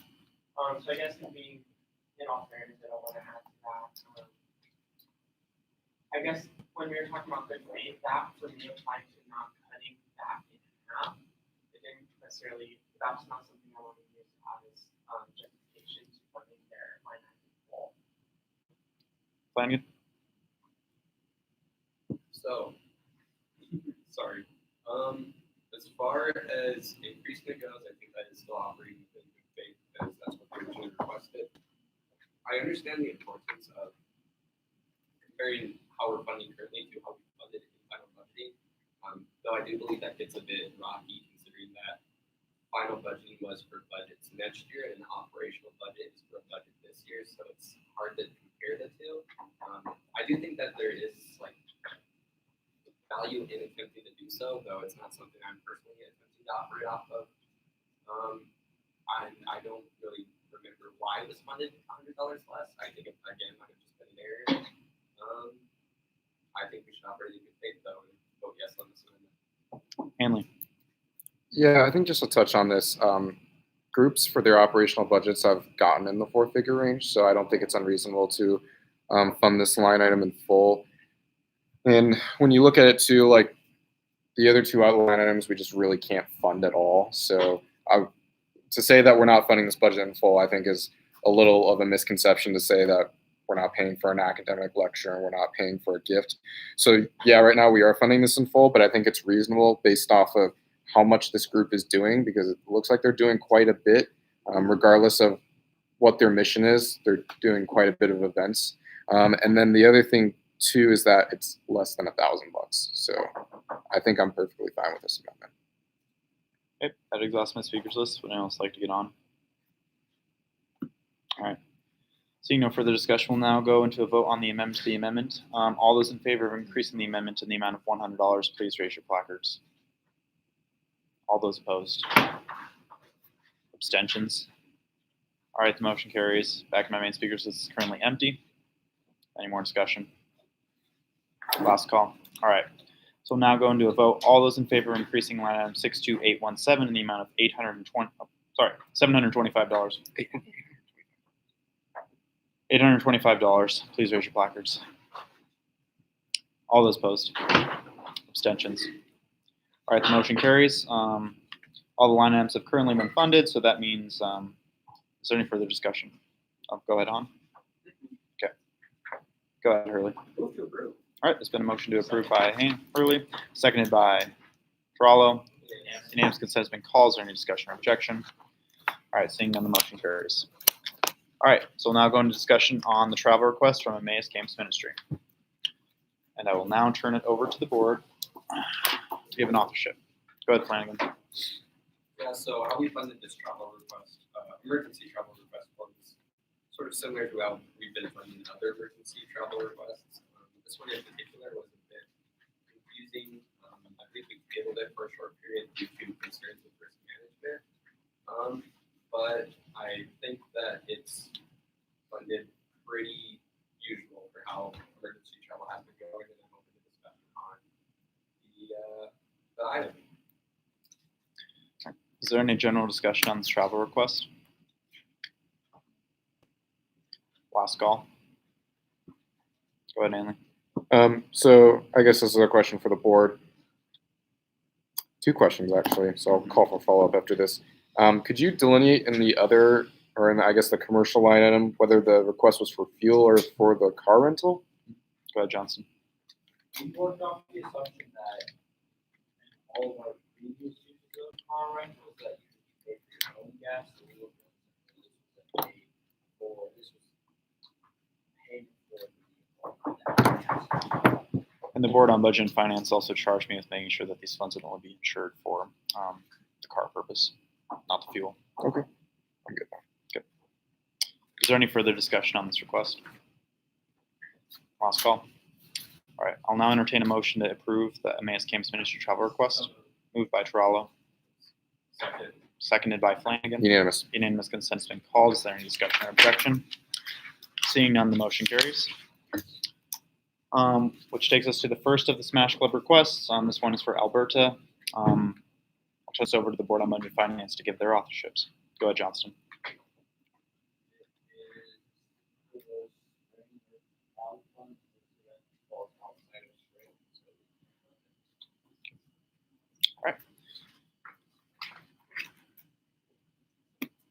Go ahead, Hanley. Move to approve the first UM Smash Club travel request in the amount of $0. All right, there's been a motion made by Hanley to approve this travel request for an amount of $0, seconded by Gerallo. Unanimous consent was called. Is there any discussion or objection? All right, seeing none, the motion carries. So next up, we'll be seeing the second travel request from UM Smash Club. And I'll now open up an authorship. Go ahead, Johnson.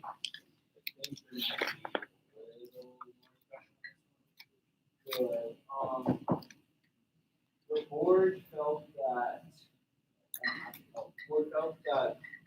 it was good that we funded 5 different trips to Bozeman, as no other group operated under that assumption, to my understanding.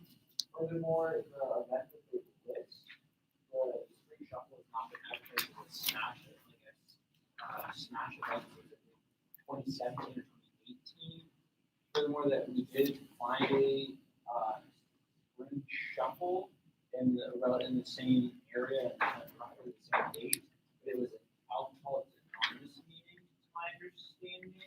And so I think there's just a lot of like haziness, I think, with the board, because it's not really set dates, and the event that they requested for isn't set in stone in any way, shape, or form. But when you advertising for it, I think the board felt a little weird about that, but once again, I can answer any questions. I have Nelson. So I'm in a CNF emergency meeting, which they met. But had I been there, I would have been opposed to the way in which this was funded. Primarily because we funded Young Smash Club and their 5 requests, both in the fall of last year when we requested the travel, and the spring prior, without ever telling them that putting 5 requests together for the same exact place wasn't okay. And for that reason, I would be uncomfortable telling you that this wasn't okay. And perhaps the spring shuffle isn't advertised, and neither of the votes are weekly events, I would like to operate on good faith with this group, that they do attend these weekly tournaments, and that they do attend tournaments that might be a little bit more casual, a little bit less formal. I don't think we have to fund them the full $945 to get them to and there, but I would be willing to fund them in some amount, perhaps half, consistent with other emergency travel requests that I've seen this spring. The reason I would feel comfortable funding this group is that for every single travel trip which they take and want to receive funding for, they have to go speak with our office manager before going or before getting any funding for these trips.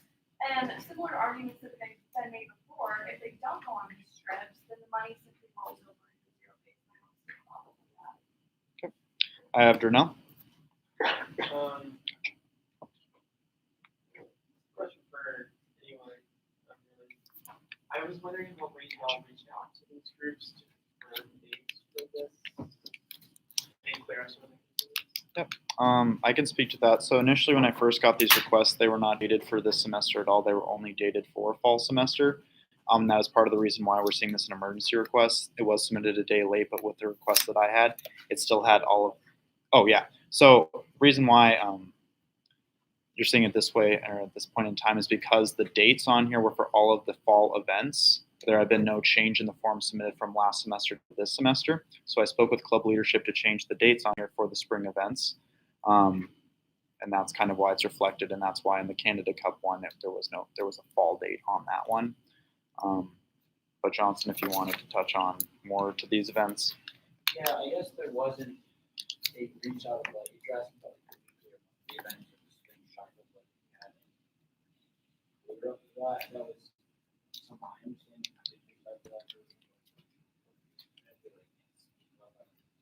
And I think there was just a lot of laziness about the event, so we felt uncomfortable about there being specificity.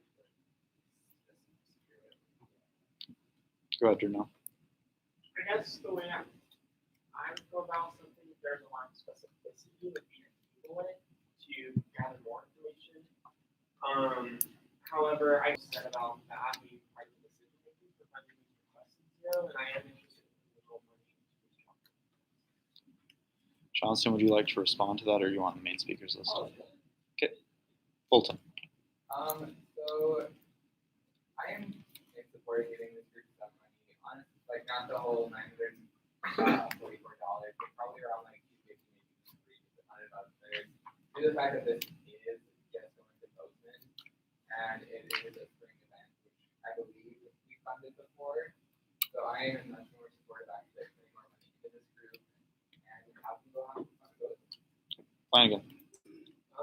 Part of the reason why I was so stringent on the dates is if you look at the dates of the trip, it says monthly, mainly tournaments. And monthly can mean anything, and especially with how close it's falling to May and June, that means it starts getting close to falling outside of our fiscal year, which is something we made a point not to fund in our travel request funding session. So that's something I'm personally a little not complete. That's something I'm concerned on, especially with the multiple 5 different trips. We don't know when any of these 5 trips are going to take place. But as we said with the spring scuffle, we couldn't find anything on that. We could only find the spring shuffle. And for Smash and Dash and Bozo Weekly, those could take place at any time, as far as we understand. So that's part of the reason why I wasn't necessarily all for funding this. I do think there's value in maybe tabling this, or maybe asking the group to submit 5 separate requests. I know that we've approved requests that were all together in the past. However, I think that's something that should probably start to change, especially if we're seeing these trips get put together and we're only seeing dates for one trip. That kind of becomes an issue. Dates of a trip are very important as far as looking into funding. So I would be more in favor of that rather than attempting to fund this. But I look forward to discussions on the Senate. Johnston.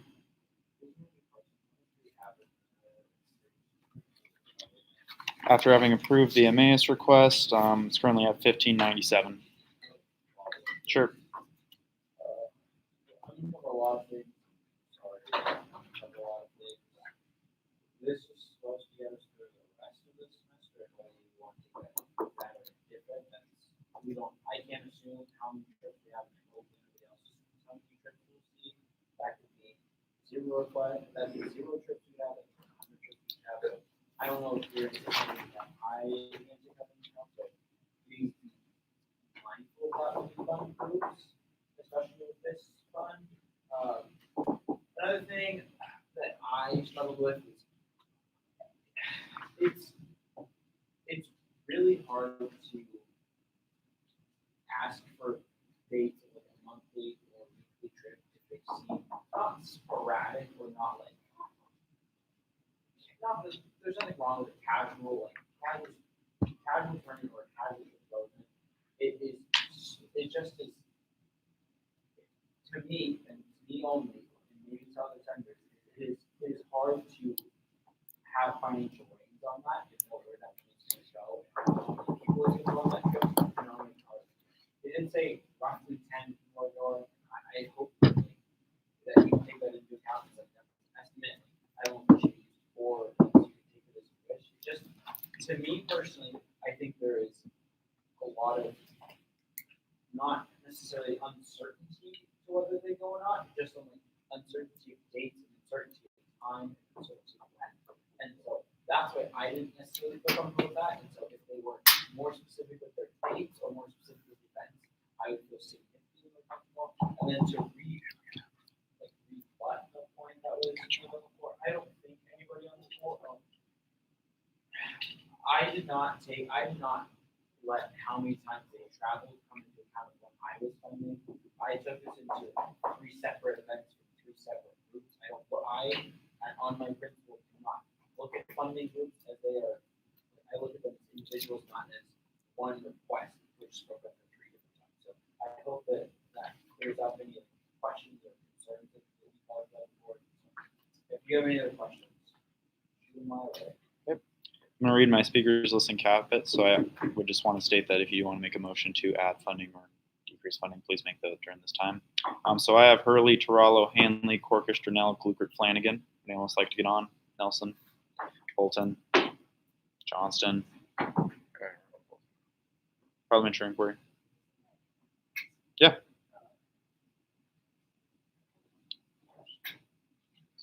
All right, Hurley.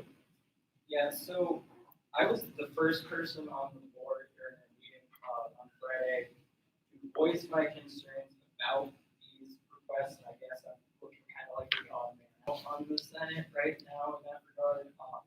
My concern, and I haven't seen requests like this before, and I wasn't on the body when these requests came, or BNF meetings when they came, but I had concerns with seeing multiple trips in the same request with another student group. Most of the time, you see request that looks sort of like student groups will refund in a separate request for each individual trip, and regardless of if they're going to the same place multiple times, I have never seen that, and that was my concern on the board.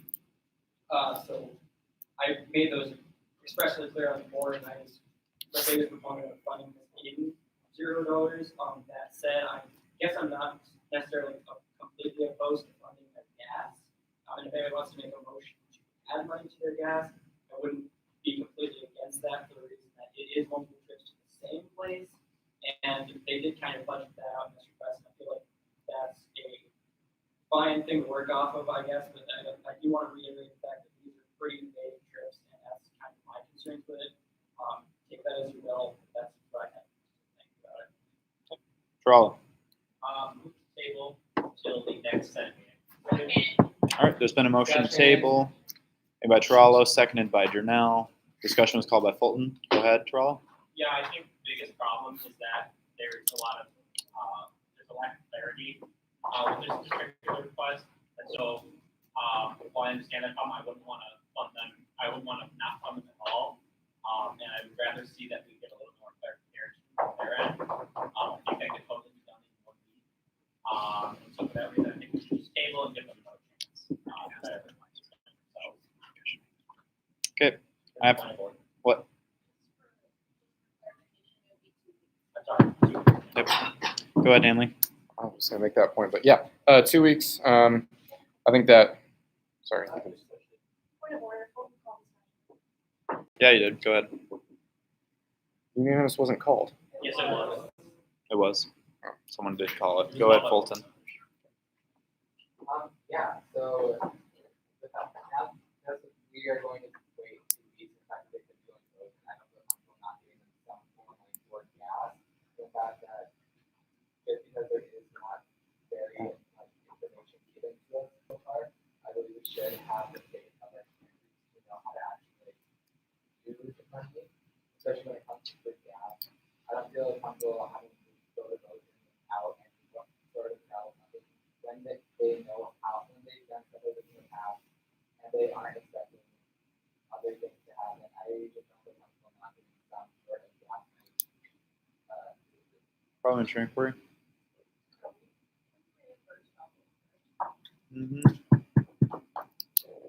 Okay, and Yeah, so I'm in favor of this motion for a couple reasons. One, we can reimburse. So on the back end, there will be some sort of reimbursement. So we're not going to completely hurt the student group or the people that are paying for this stuff. Typically, that is what does happen in travel allocations anyway. So just want to keep that on your mind. The second thing is that although I do have good faith with student groups, this is a little bit more of a tricky scenario because if we fund this in like half the gas or whatever at 425, that brings us down to about $1,000 left for emergency spring travel.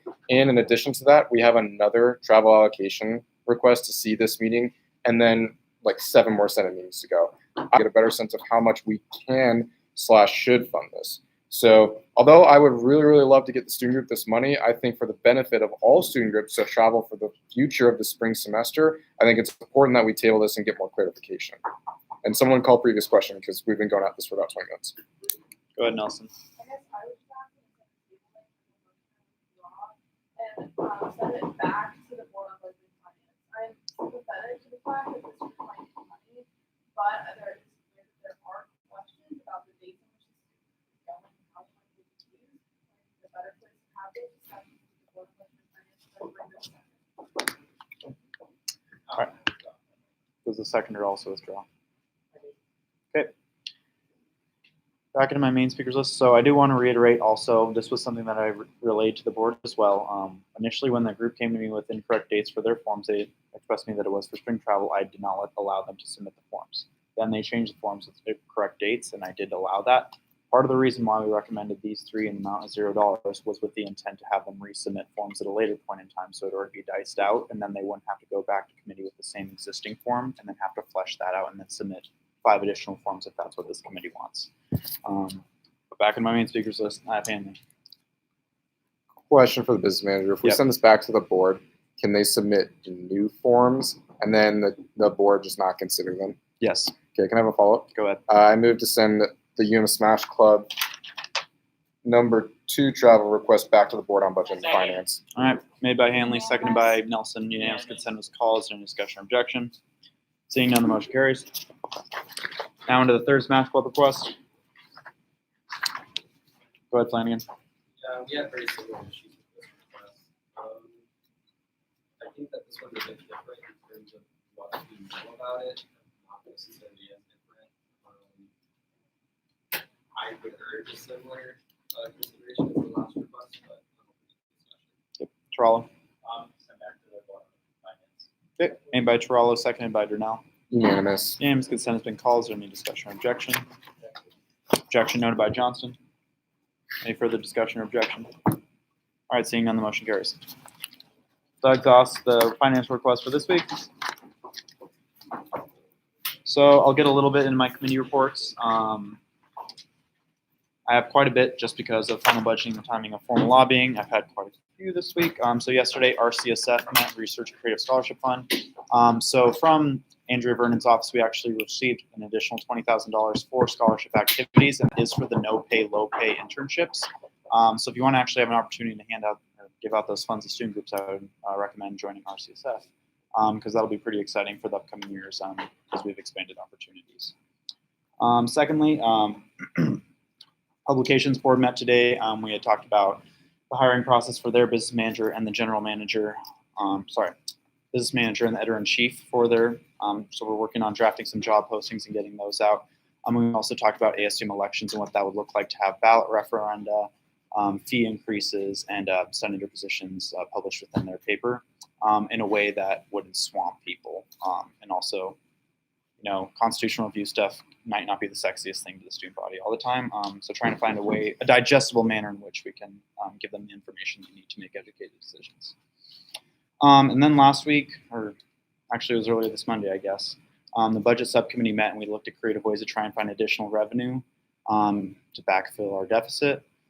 One of the popular ways they wanted to do this was to look at program tuition, and which is basically, I would state, is not an effective way to do that because currently tuition was capped by the legislature to keep costs low for students. But some of the ways in which programs have gone through or gotten around that is by adding program tuition to that. It seemed like they were in favor of increasing the cost of education to students through a program tuition model, and I highly advised against that. And I would suggest that you do something similar just because I feel like it is disrespecting the legislature's wishes of keeping costs low for students. But if you want to have more discussions about program tuition and what that looks like going forward, please speak with me about it. Is there any questions about my committee reports? Good. And in my next line item, so yesterday also the radio board met to interview candidates for the KBGA general manager. We did have two originally slated. However, we found out one of the applicants would be gone for the semester studying abroad. So we went ahead and made the selection. We decided to hire Noelle Huser for the KBGA general manager position. She was previously the music director and an overall super rad person, so I'm super excited that she's going to be in that position. Is there any questions about the KBGA general manager? All right, and just for all you folks, I'm going to try and get her in here so that she can have a discussion with the Senate and we can try and figure out how we can have a more beneficial partnership moving forward. That said, birthdays, recurring thing. I have class right before this, so I didn't get a chance to go down and get pizza or anything, so my apologies. I'll probably go down, grab a pizza or two. That said, is there any questions about birthdays? All right, seeing none. All right, yeah. Someone's birthday, I have no idea who. It was your birthday? Yeah. Oh, okay, good. I only care about Senator Hahn's birthday, apparently. Okay. All right, so in my other, this is something that I wanted to touch on as well, internship possibilities for student group leaders. I know it's something that's been fleshed out in the past. I know some senators have some internships through their respective programs, but we wanted to expand that to leaders of student groups. So ASUM SGC, Kenzie Carter, our student group resource coordinator, is looking at trying to find ways in which students could receive credit for leading student groups, and that is something that we've been talking about with the Career Services Office as well. So I have Darnell, then Flanagan, then Cornish. I guess leading up the one point is there going to be some outreach also in the days and honors college for like internship possibility with the student here. Just because like being an honors college student, how hard it is to Yeah, so that's great. Academic Enrichment Career Services, so the folks we're working with is, again, in Andrea Vernon's office.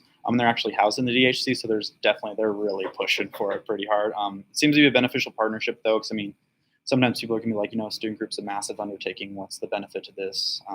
So we thought maybe we could put some internship credit, help them graduate. Might be a good way to incentivize people. Flanagan. I was wondering how that would work with student groups that have credit but not necessarily required classes. For example, unless this is dilatory, I don't see why. Kind of like my opinion, speaking debate. They need just to pick on them. How would that work out? So if they're already receiving credit for the class, for class activity, is that kind of what you're touching on? Yeah. Yeah. So I guess the way that internship credit would be, a little bit different, would be that just internship credit would be reserved for student group leaders. So they would be working with a faculty advisor or someone in the Career Services Office to go over kind of your set goals for the semester, your expectations, learning outcomes similar to a syllabus. And you would be doing it more with that one point person as opposed to an entire class. So it'd be more individualized. So just to clarify, you could get twice the credit for one class. If you're a student group leader, I guess we could try and iron out the details. But if you're already receiving credit, and I know a few student groups already offer credit to try and incentivize people to join the student groups as well.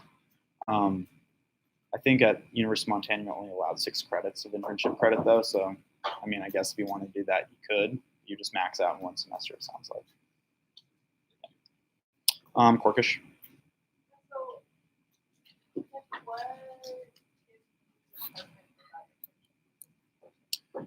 Yeah. I know as it currently stands, Internship credit exists for student groups and it's a lot more situational. So I know for like ASUM Senate, you usually just go through your own department and you try and find the faculty advisor to do that. Women's Resource Center goes to WGSS office, just to name one specific example of a student group with internship credit. What we're trying to do is link it to Nathan Lindsay's office, maybe a possible CNI office, which is what the freshman seminar is through, and it would just be like a course listing saying student group leadership position or internship. Yeah. So that would be the like other side of the goal. Yep.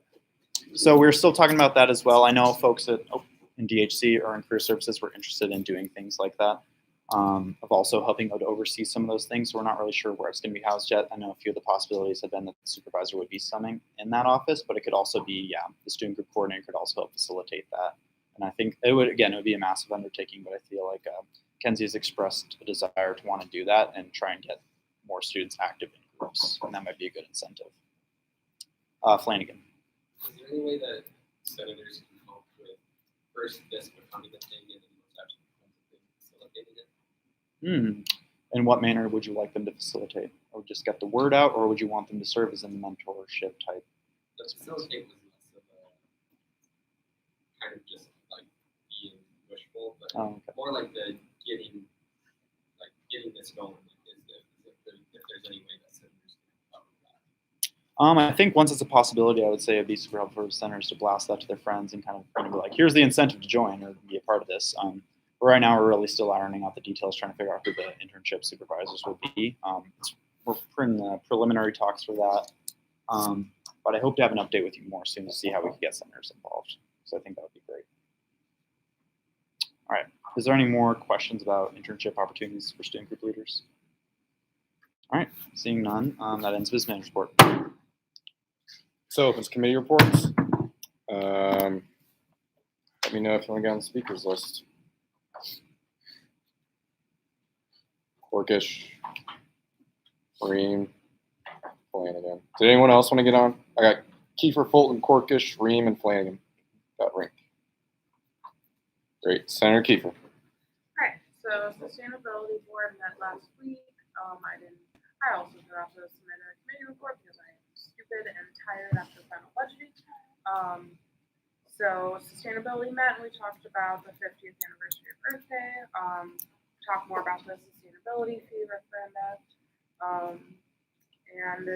We're going to meet next week, Wednesday at 10 a.m. in the conference room if anybody is interested in that. We also have an upcoming meeting with the and then I got roped into being on campus lighting for a day, which was very interesting. They have new lights that they're proposing to put on campus, and it involves a PA system, an emergency blue button system, a surveillance camera, a Wi-Fi hotspot, and an advertising board. And they're going to put up a test light pole behind the main hall there pretty soon, and then they want to put about 15 of them on campus. So it'll be pretty interesting to see how students feel about surveillance cameras out in public spaces. It'll be an interesting debate. Senator Fulton. One parliamentary inquiry, Senator Flanagan. Yeah, sorry. Can you wait 1 second, Senator Fulton? Okay. Sorry. All right. Sweet. Senator Fulton. Okay. So Gen Ed met today. We did our normal Gen Ed meeting. We more did like a workshop on how we're going to restructure the overall Gen Ed data. So currently we're Senator Nelson our group all made up of what goals we would see, what barriers we could like foresee, and how we would go about making it better for them. And that's what Gen Ed did. Great. Senator Corkish. Elections have started to make me really nervous.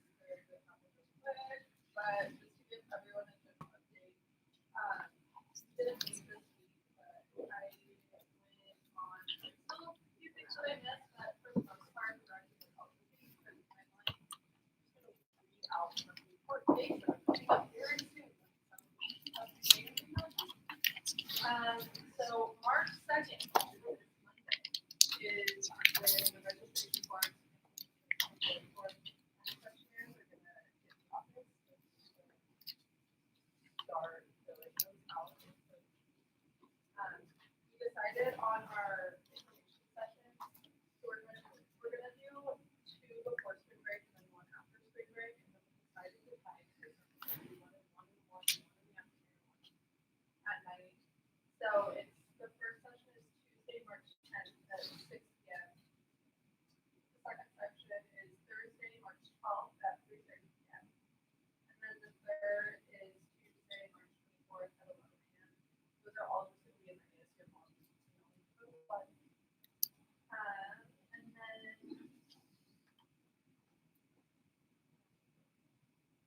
And then campaigning begins March 30th, but as of the month, this you don't start campaigning before that. They don't want to do that. And besides that, we are going to approve our ballot language in the order of the ballot referendum in our next meeting on Tuesday. So if you have like any comments, shoot me or Shane or email with like, you want this in order, but then just make sure you give like a pretty decent justification. We already have a pretty good list that was given to us by board or ad hoc committee, sorry. And what else? Oh yeah, we need graphics for the content, so but if we want something to go through March 4th, we can get done March 7th. I got Senator Flanagan for you.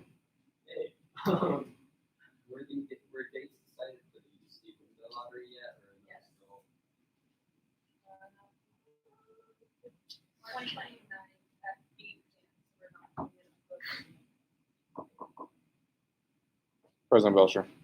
Yeah, so if any of you, I guess I can put the camera on myself. This is always so uncomfortable.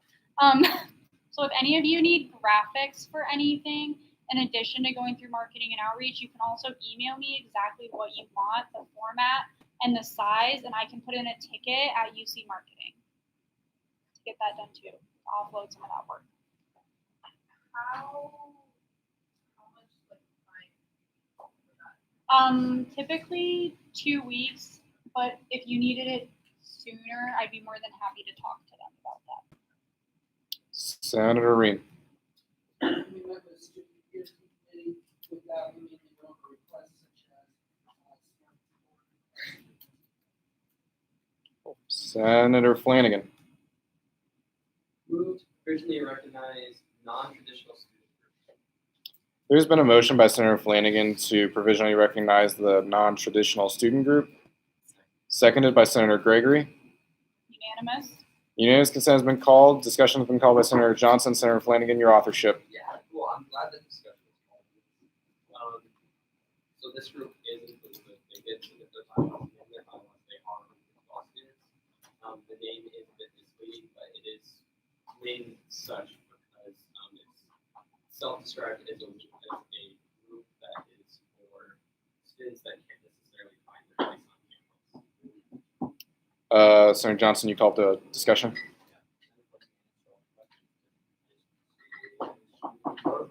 Senator Torello. Senator Flanagan, safely assume there are no academic requirements whatsoever. The non-traditional student group? Yeah. Great. Any more discussion? Last call. Seeing none, we'll now take a placard vote on whether to provisionally recognize the non-traditional student group. All those signifying in favor of this, please signify by raising your placards. All those opposed? Abstentions. All right. Student group's been provisionally approved. Anything else, Senator Flanagan? Okay. So I'm not sure if I can, I believe I can make this public, and we haven't kept the candidates' names public, so it's not necessarily out of interest, but I believe that the search for the director of research scholarships and fellowships has ended, and we did offer the position to Kyla Bennett, and I believe she accepted it. As far as I can tell, as for the publicized, but what I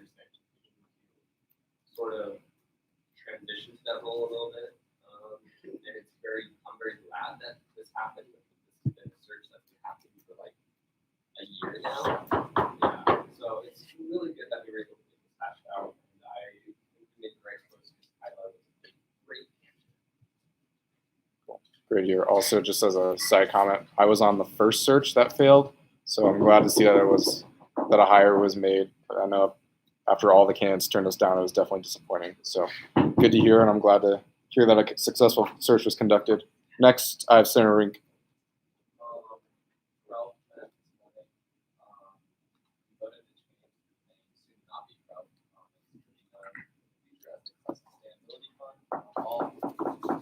All their resolutions basically feel like amending the name, but it has to go through Maddie Jen wants to talk to the family plus family to make sure it's all right with them. Also, the solar panels have been installed on top of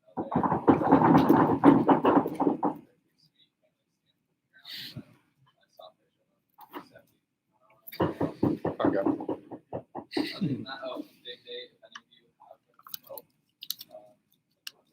projects you want to do, the due date, the final due date for application is Friday before Tuesday, so it's like that you have any projects that you want like. Senator, before I get to Senator Johnson, point of clarification, Senator Hahn. Sorry, Senator Ring, did you say Crump's name is changing? What is it again? So it will now be, soon be known as Plus Sustainability Fund. Great, thank you. Senator Johnston.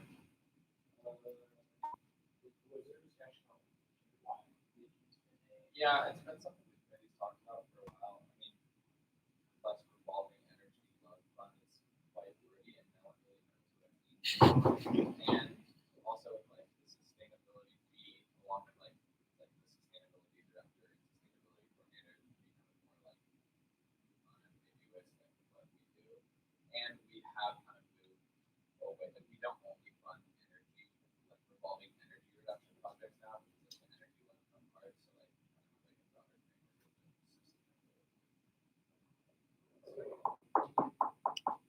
Any more discussion for that? Any more committee reports? Last call.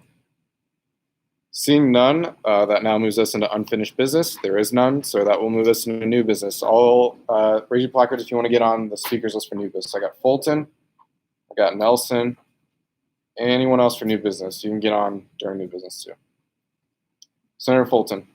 Yeah, one resolution to be sent to RNA and 14, amending section by Article 5, Section 14 in the ASUM bylaws. Great. So it'll be sent to Sports Union, and it will also be sent to Relations and Affairs. Yep. Does it need to be sent to? Sorry, 1 second. Does it need to be sent to BNF? I don't think it does. It's recording. I have no idea what it's about. Okay. We'll initially send it to RNA and Sports Union for now. We may need to send it to BNF. Go ahead. So all it's stating is, when I was reading through the bylaws in math hours, I noticed that the sports union had 2 different names in bylaws.